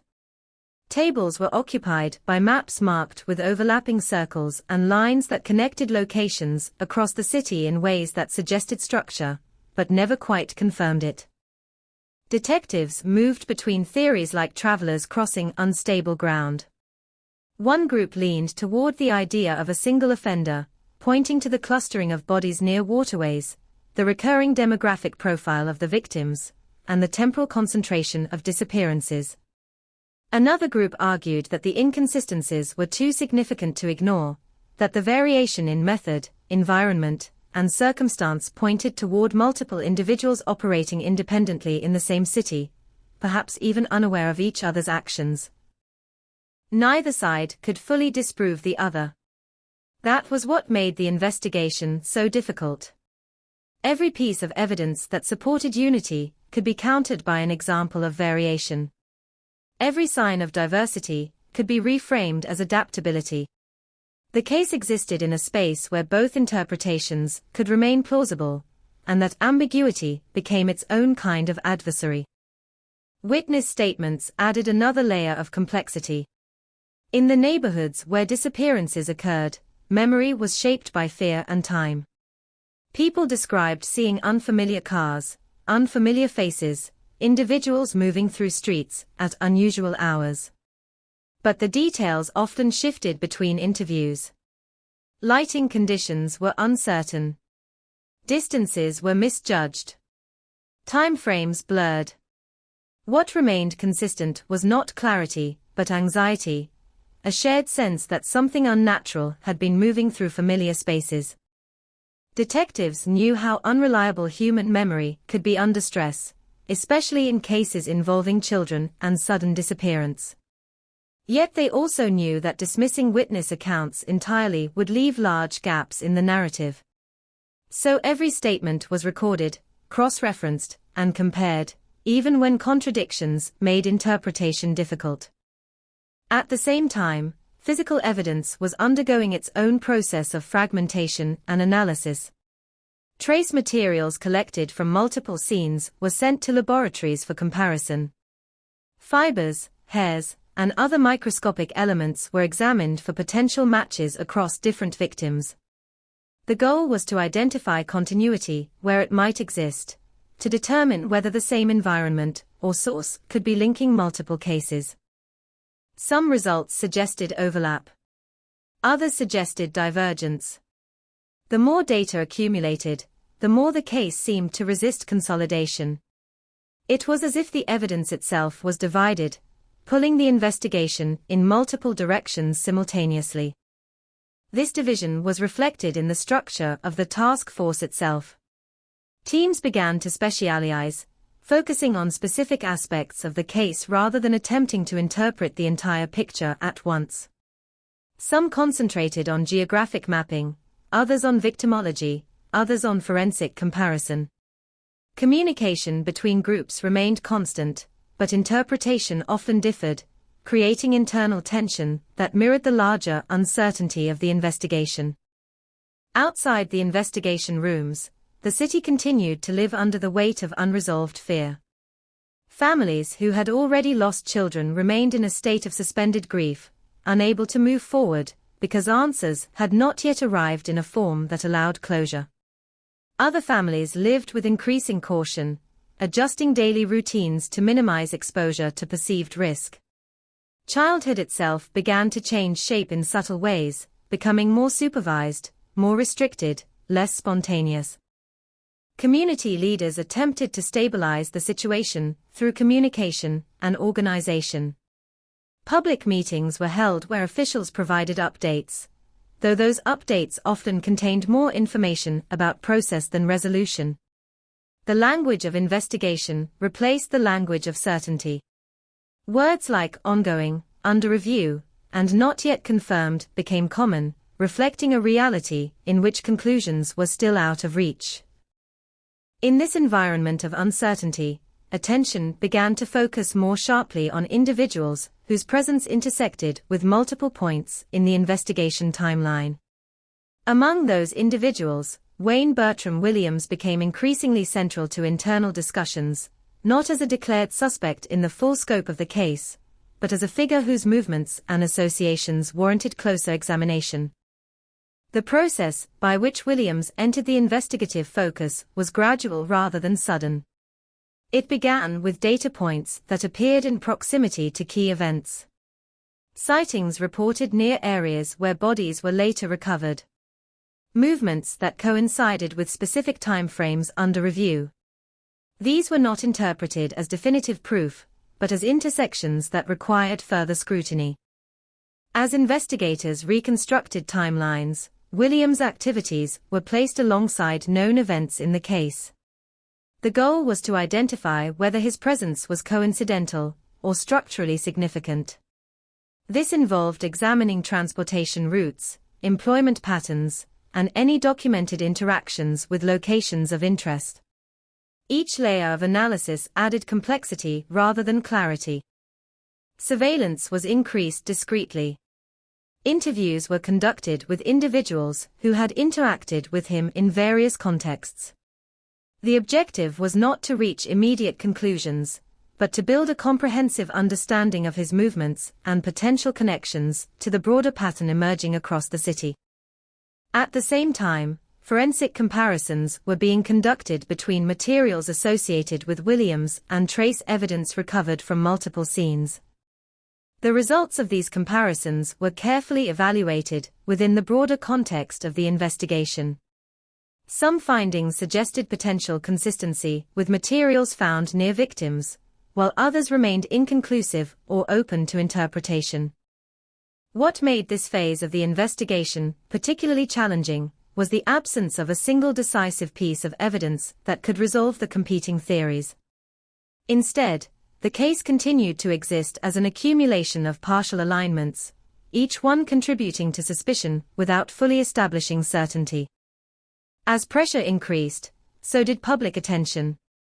Media coverage intensified, bringing the investigation into national focus. Reports often simplified the complexity of the case into more accessible narratives, emphasizing either the possibility of a single serial offender or the chaos of multiple unrelated crimes. These narratives shaped public perception, even as investigators continued to work within a far more uncertain framework. Families of victims observed this coverage with a mixture of hope and frustration. Hope that increased attention might lead to answers. Frustration that the reality of their experience could not be fully captured in simplified explanations. For them, the case was not a debate about theory. It was a lived absence that had not yet been resolved. Within the investigation, the growing focus on Williams did not eliminate other lines of inquiry. Instead, it added another layer to an already complex structure. His name became one among several being evaluated within a system that was still trying to determine whether it was dealing with convergence or coincidence. As this phase of the investigation continued, the central tension of the Atlanta child murders remained unresolved. The evidence pointed in multiple directions simultaneously. The victims were real, the losses were undeniable, but the structure connecting those losses was still incomplete. And in that incompleteness, the investigation moved forward, shaped by the possibility that the truth was either hidden within a single individual or dispersed across a city that had not yet fully revealed the full extent of what had been happening within it.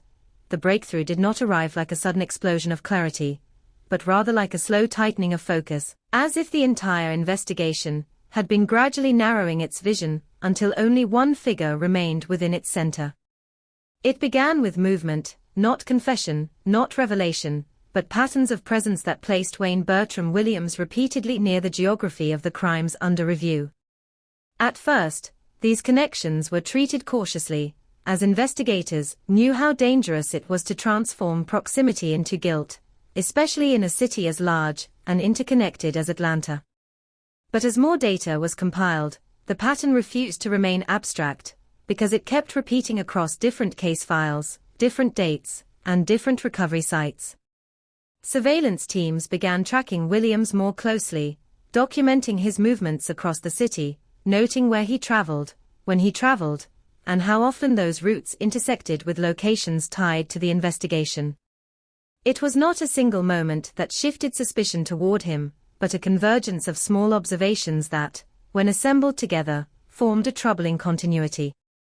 Fiber evidence became central to the investigation, as analysts compared microscopic materials recovered from victims and crime scenes with those found in Williams' environment. These comparisons included carpet fibers, clothing fragments, and other trace elements that, while individually inconclusive, gained significance when viewed collectively. The focus intensified when investigators identified fibers that appeared consistent across multiple victims, suggesting a shared source, or shared environment. At the same time, Williams' presence near key locations along the Chattahoochee River added further weight to the developing profile. Investigators did not rely on any single piece of evidence, but instead built their case through accumulation, pattern, and correlation. Each new finding was evaluated in relation to everything that had already been established, tightening the scope of suspicion. As pressure mounted, the investigation reached a critical point where surveillance, forensic analysis, and geographic mapping began to align. It was at this stage that the evidence began to form a narrative, one that pointed increasingly toward a single individual. Still, investigators remained cautious, aware that premature conclusions had already complicated similar cases in the past. The turning point came when multiple strands of evidence, previously treated as separate, began to converge on Williams in a more direct way. His movements, the fiber analysis, and the geographic correlations all began to reinforce one another in a way that investigators could not ignore. For the first time, the case stopped expanding outward and started contracting inward toward a singular focus. This shift did not mean certainty had been achieved, but it marked the moment when suspicion became concentrated enough to pursue arrest. By the time Williams was placed under formal arrest in June 1981, the investigation had already crossed a threshold that could not be reversed. Detectives described the arrest not as an ending, but as the beginning of a new phase, one where the burden of proof would intensify rather than diminish. Evidence collected from Williams' surroundings was immediately subjected to deeper forensic comparison, as analysts attempted to confirm whether earlier findings could be reliably connected. The fiber evidence, in particular, became a focal point, as microscopic matches were re-examined under stricter standards of interpretation. Investigators debated the significance of these findings, aware that trace evidence could suggest contact without proving direct involvement. Still, the accumulation of consistent fibers across multiple locations strengthened the argument that a shared source could exist. As the investigation moved closer to trial preparation, every detail was re-evaluated under the assumption that it might later be scrutinized in court.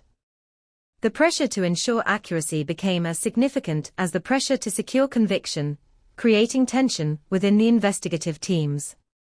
Outside the investigative framework, the city continued to react with increasing urgency as media coverage expanded nationwide. New reports focused heavily on the possibility that a single individual could be responsible for a series of seemingly connected crimes. Public perception began to solidify around this idea, even as investigators internally maintained caution about definitive conclusions. Each development in the case seemed to pull the investigation closer to resolution, yet simultaneously expand its complexity. In this environment, Wayne Williams became not just a name in files, but a central reference point around which theories began to organize. Even so, investigators continued to emphasize that the case had not yet reached a final determination regarding his role. The breakthrough, as it was being described internally, was not a single discovery, but a convergence of multiple investigative streams. It was this convergence that gave the investigation its first sense of directional clarity, even if absolute certainty remained out of reach. By late 1981, the case had reached a point where arrest, analysis, and public attention were all locked into the same narrowing trajectory. Atlanta, meanwhile, remained a city under strain, waiting for answers that had not yet fully formed. The emotional weight of the investigation was no longer confined to families of victims, but extended across the entire civic identity of the city. Every new detail, no matter how small, was now interpreted through the lens of a case that had already reshaped public consciousness. Within the task force, exhaustion became a constant companion, shaping not only how investigators worked, but how they thought about the case. The line between evidence and interpretation blurred as each new finding required immediate contextual analysis. Even experienced detectives found themselves revisiting earlier assumptions as the scope of the case expanded beyond initial expectations. Despite this uncertainty, momentum within the investigation did not slow, driven by the urgency of unresolved cases. Each victim remained at the center of investigative attention, even as broader theories attempted to connect them into a unified explanation. The challenge was not only to identify what happened, but to determine whether the same explanation could account for all that had occurred. As the investigation moved deeper into forensic validation, every piece of trace evidence became subject to heightened scrutiny. The emerging focus on Williams continued to grow, not through a single revelation, but through repeated points of convergence. Investigators described the case internally as narrowing, though they remained cautious about declaring any final conclusion. It was becoming increasingly clear that the breakthrough was not an endpoint, but a transition into a more complex phase of inquiry. And within that transition, the city of Atlanta found itself waiting for certainty that still refused to fully arrive. And within that transition, the city of Atlanta found itself waiting for certainty that still refused to fully arrive, and what followed after the courtroom did not feel like a place built for truth.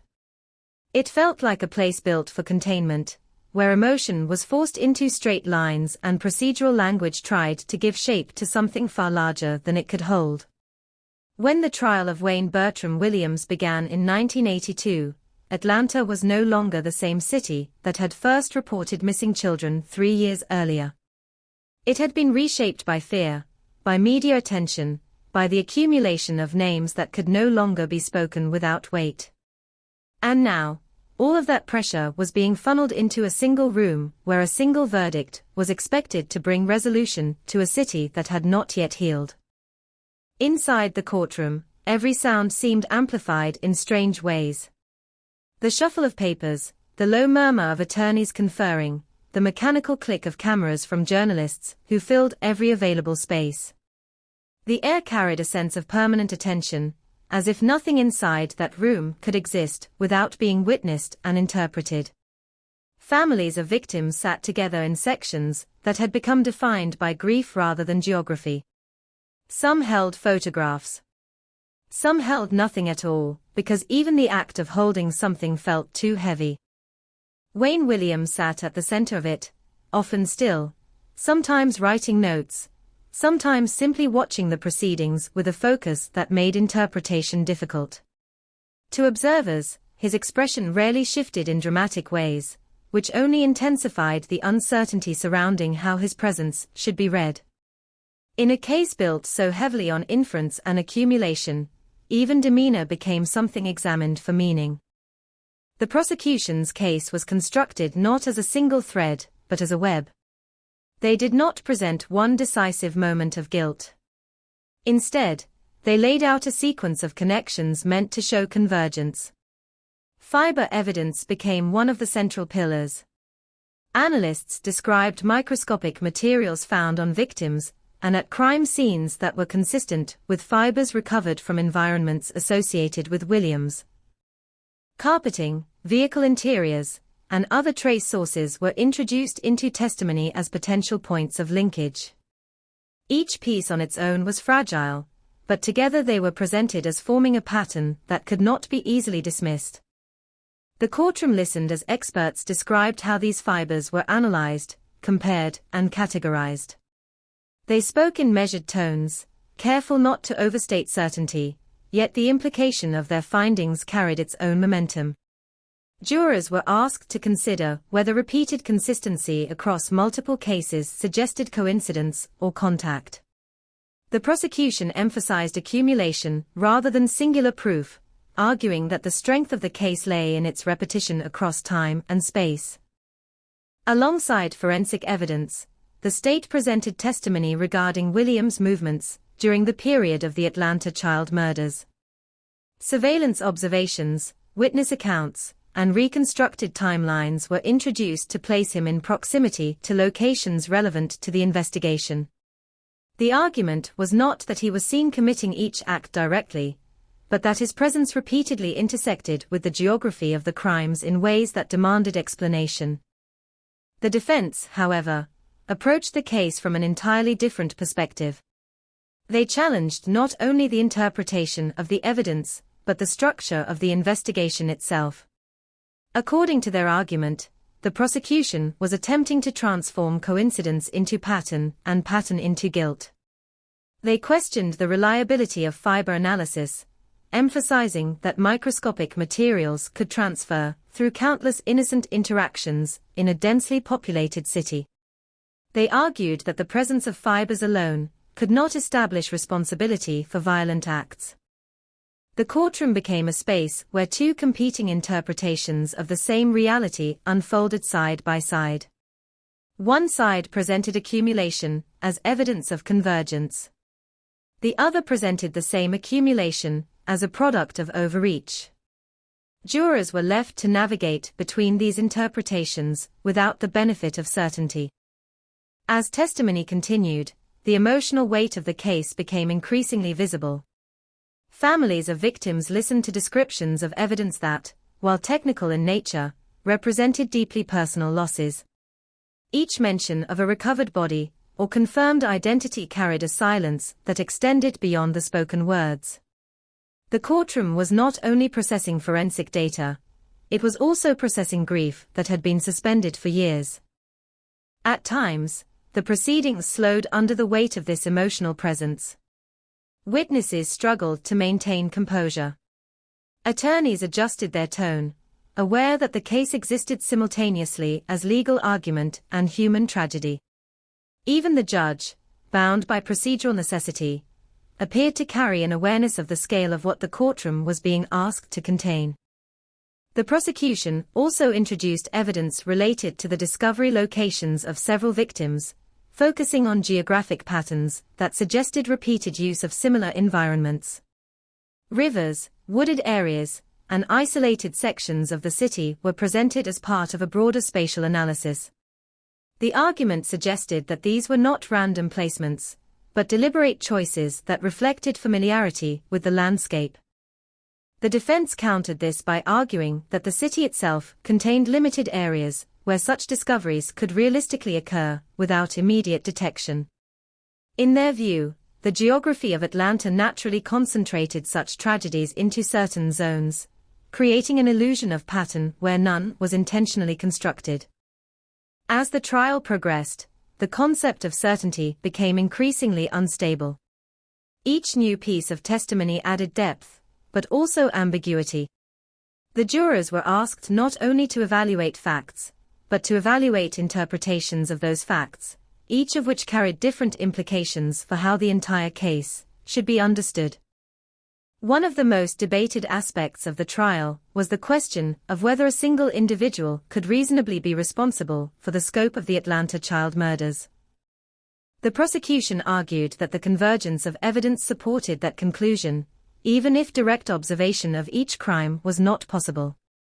The defense argued that the scale and variation of the cases suggested multiple actors, or at minimum, insufficient evidence to unify them under one explanation. This debate extended beyond the courtroom into public discourse.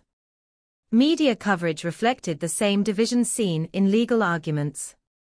Some reports emphasized the strength of forensic findings and investigative convergence. Others focused on inconsistencies and the risks of overinterpretation. The city of Atlanta found itself watching not only a trial, but a national conversation about how guilt is constructed and understood. Inside the courtroom, however, the process continued with procedural precision. Witnesses were cross-examined. Evidence was reintroduced from different angles. Experts were challenged on methodology. Each side attempted to strengthen its narrative while weakening the other, but neither could fully eliminate the underlying uncertainty. As closing arguments approached, the tone of the trial shifted. The prosecution summarized its case as a convergence of evidence that, while individually open to interpretation, collectively pointed toward responsibility. The defense emphasized reasonable doubt, insisting that the burden of proof required more than association and inference. When the case was finally submitted to the jury, the courtroom did not immediately feel like it had reached an ending. Instead, it felt suspended, as if the entire city were holding its breath in a shared state of anticipation.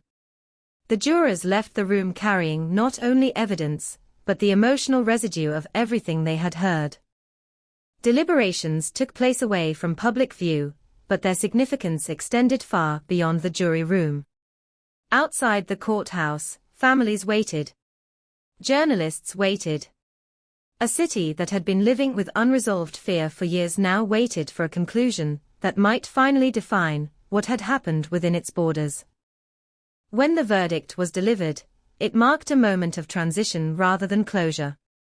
Wayne Williams was found guilty of 2 counts of murder, those of Nathaniel Cater and Jimmy Ray Payne. He was sentenced to 2 consecutive life terms. The courtroom reacted in waves rather than a single response. Relief, grief, anger, and exhaustion all appeared simultaneously, each belonging to different people, but sharing the same space. Yet even with the verdict delivered, the broader scope of the Atlanta child murders remained unresolved in a deeper sense. The trial had addressed specific charges, but the larger question of how many cases were connected, and how many explanations were required to account for them, remained open in the minds of many. As Williams was led away from the courtroom, the city outside continued to exist in the aftermath of something that had not fully concluded. The justice system had reached its decision within the limits of the case presented to it, but Atlanta itself was still left with the broader weight of its experience, carrying questions that extended beyond the boundaries of the verdict. And in that space between legal resolution and collective uncertainty, the story of the Atlanta child murders entered a new phase, one defined not by investigation or trial, but by the long and unresolved process of understanding what justice could and could not fully explain. The courtroom was no longer the center of the story after the verdict was delivered. It had been a focal point for a moment in time, a place where evidence and argument collided under controlled conditions, but once the gavel fell and the formal language of sentencing was spoken, the reality outside those walls continued to unfold in ways that no legal conclusion could fully absorb. Atlanta did not stop. It did not resolve itself into clarity. Instead, it entered a quieter, but more complicated phase, where answers existed in a technical sense, yet understanding remained incomplete. The conviction of Wayne Bertram Williams for the murders of Nathaniel Cater and Jimmy Ray Payne marked a legal endpoint for those specific cases. 2 life sentences were imposed, and within the structure of the justice system, that outcome was final. But the broader emotional and investigative landscape surrounding the Atlanta child murders did not conform to the same boundaries. The city had never been dealing with only 2 cases. It had been dealing with a sequence of disappearances and deaths that stretched across years, neighborhoods, and overlapping investigative theories. The verdict addressed a portion of that sequence, but not its entirety.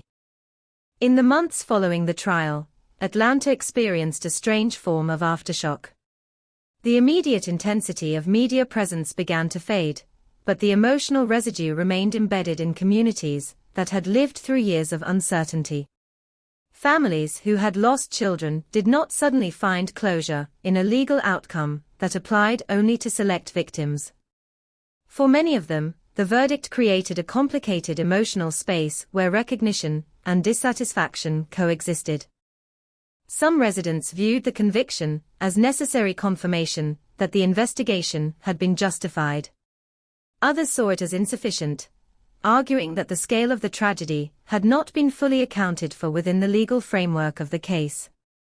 These perspectives did not exist in opposition so much as in parallel, reflecting the fragmented nature of understanding that continued long after the trial ended.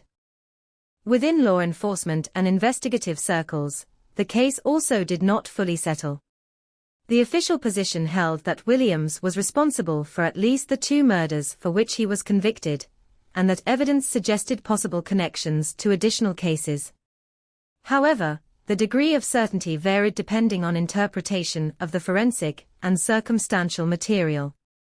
Some investigators believed the accumulation of fiber evidence, geographic patterns, and behavioral analysis supported a broader scope of responsibility. Others remained cautious, noting the limitations of trace evidence and the risks of extending conclusions beyond what could be definitively proven in court.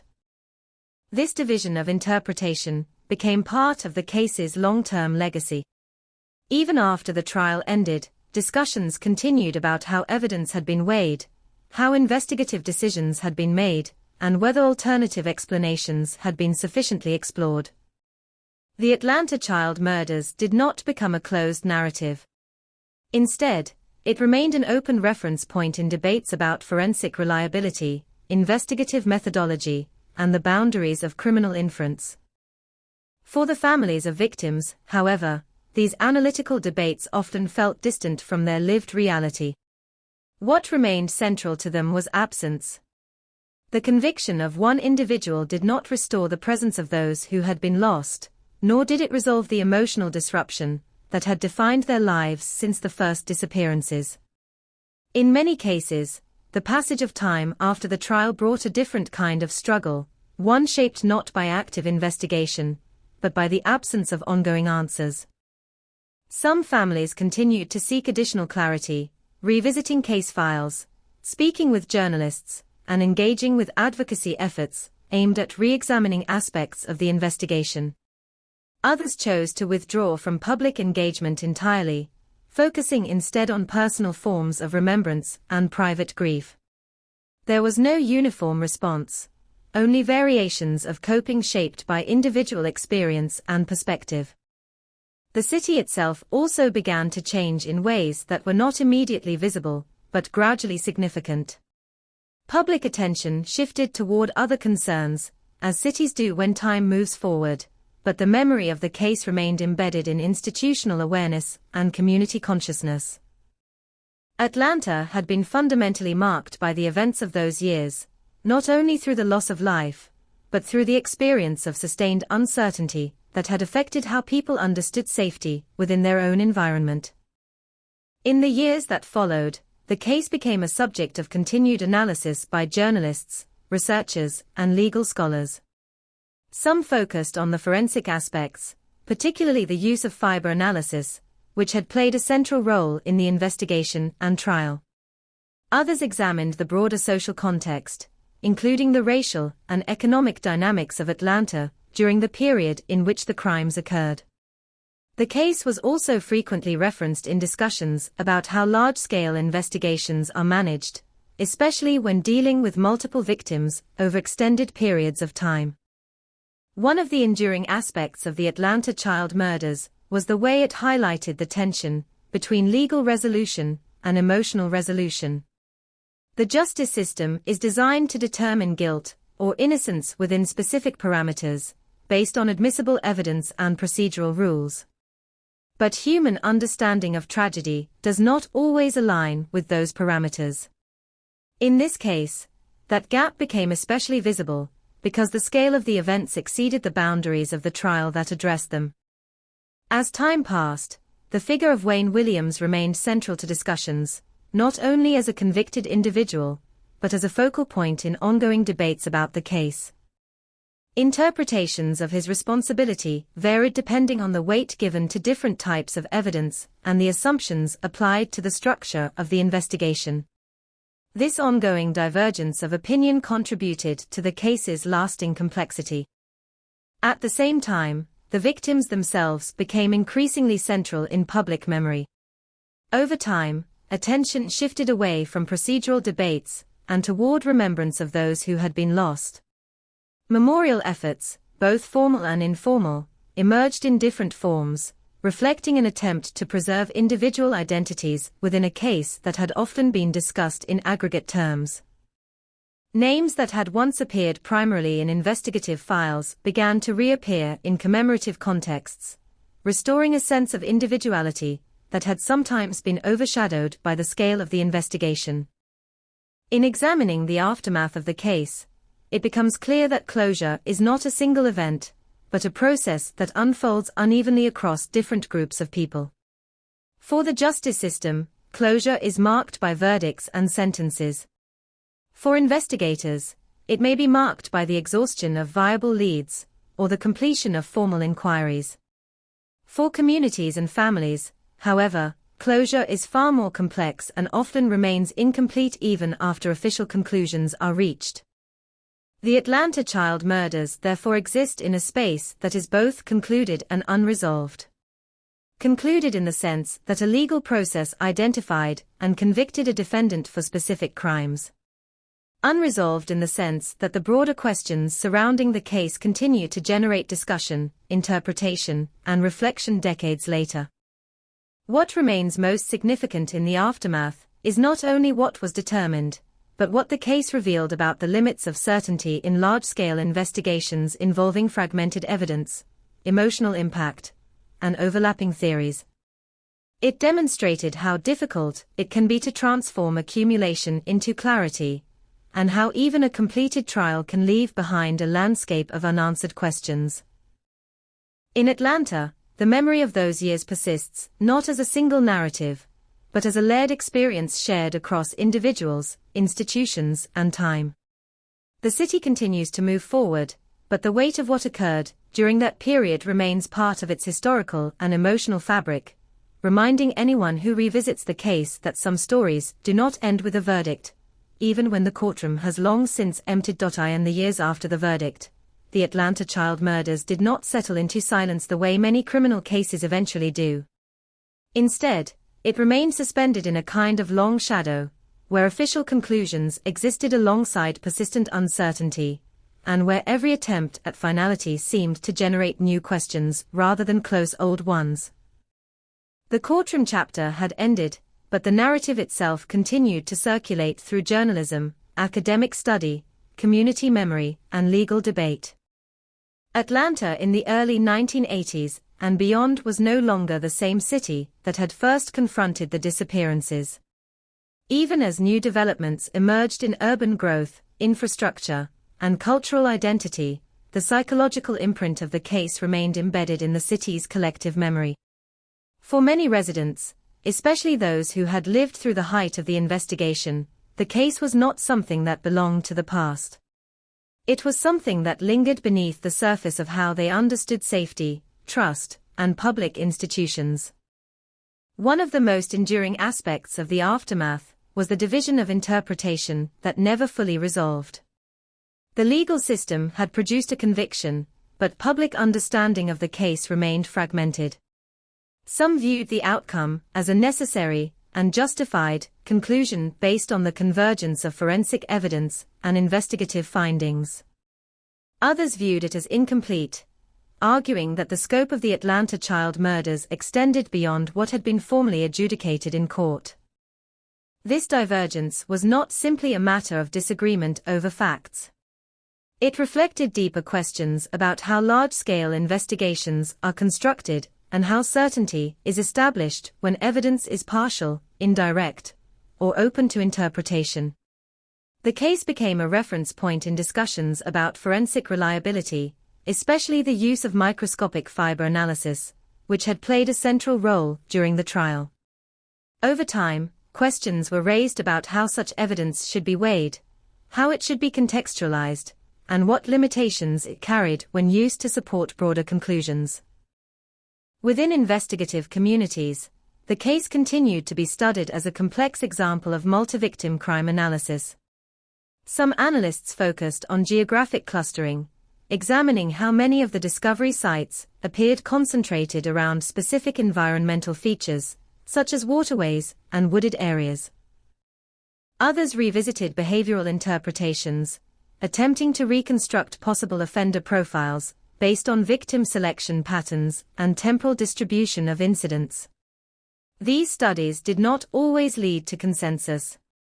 Instead, they often reinforced the idea that the case could be interpreted through multiple valid frameworks. For the families of victims, the passage of time brought a different kind of complexity. In the immediate aftermath of the trial, many had been forced to navigate the emotional tension between legal resolution and personal loss. As years passed, that tension did not disappear. It transformed. Some families continued to engage with the case through advocacy, media interviews, or participation in renewed investigative efforts. Others withdrew from public engagement, choosing instead to focus on private remembrance and the preservation of memory within their own households. The absence at the center of their experience did not change with legal outcomes. What changed was the context in which that absence was understood. For some, the conviction of Wayne Williams provided a framework through which at least part of the tragedy could be interpreted. For others, that framework did not fully account for the breadth of their loss. The result was a landscape of memory that was deeply personal and often divergent, shaped less by consensus than by individual meaning. As time progressed, the case also began to occupy a place in broader cultural and historical discourse. Documentaries, books, and investigative retrospectives revisited the events of 1979 to 1981, each offering different interpretations of evidence and responsibility. Some emphasized the strength of the investigative convergence that led to Williams' arrest and conviction. Others highlighted inconsistencies, unanswered questions, and alternative theories that had not been fully resolved during the original investigation. These reinterpretations did not necessarily replace earlier understandings.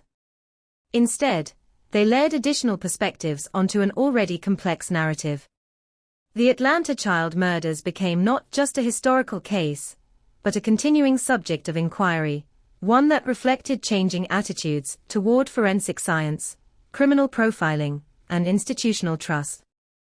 One of the central themes that emerged in retrospective analysis was the challenge of scale.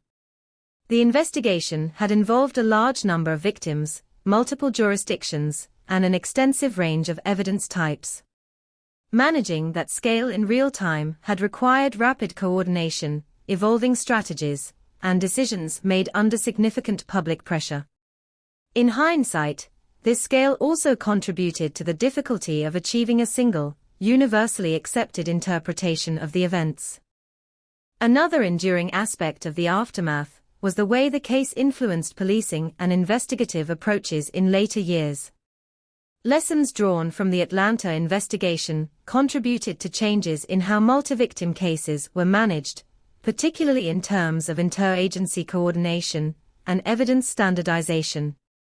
The importance of centralized task forces, improved forensic protocols, and clearer communication between investigative units became more widely recognized in the years following the case.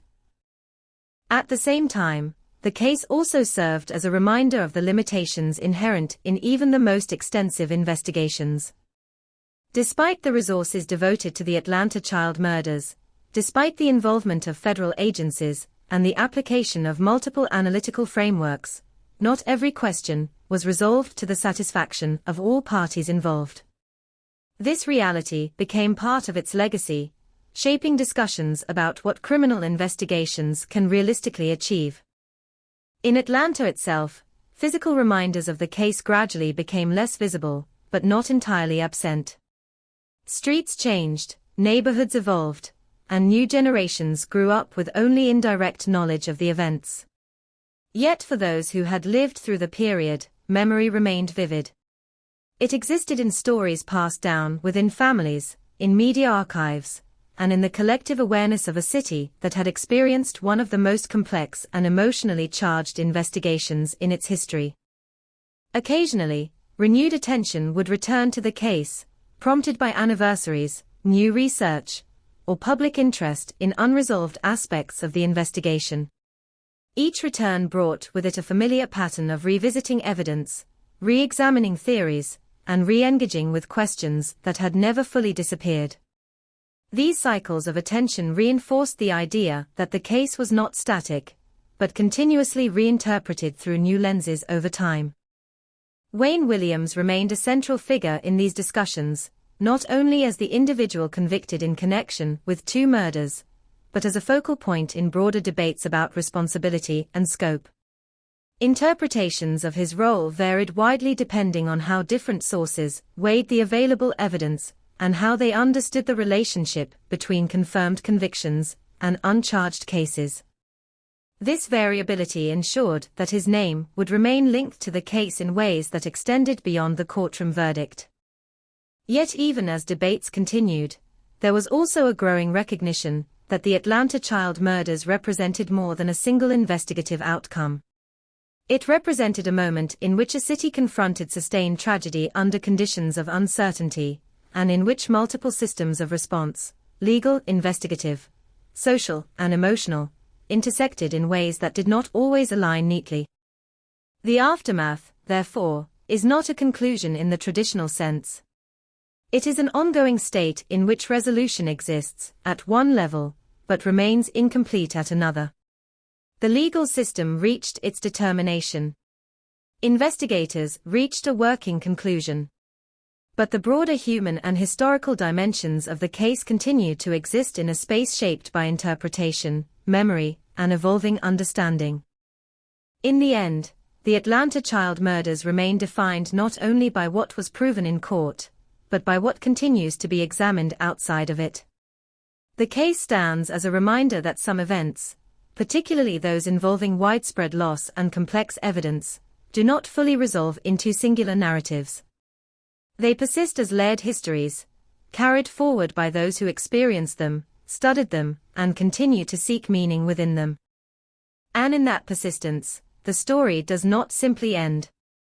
It continues to exist, not as closure, but as a question that still echoes through time, shaped by both what is known and what remains uncertain.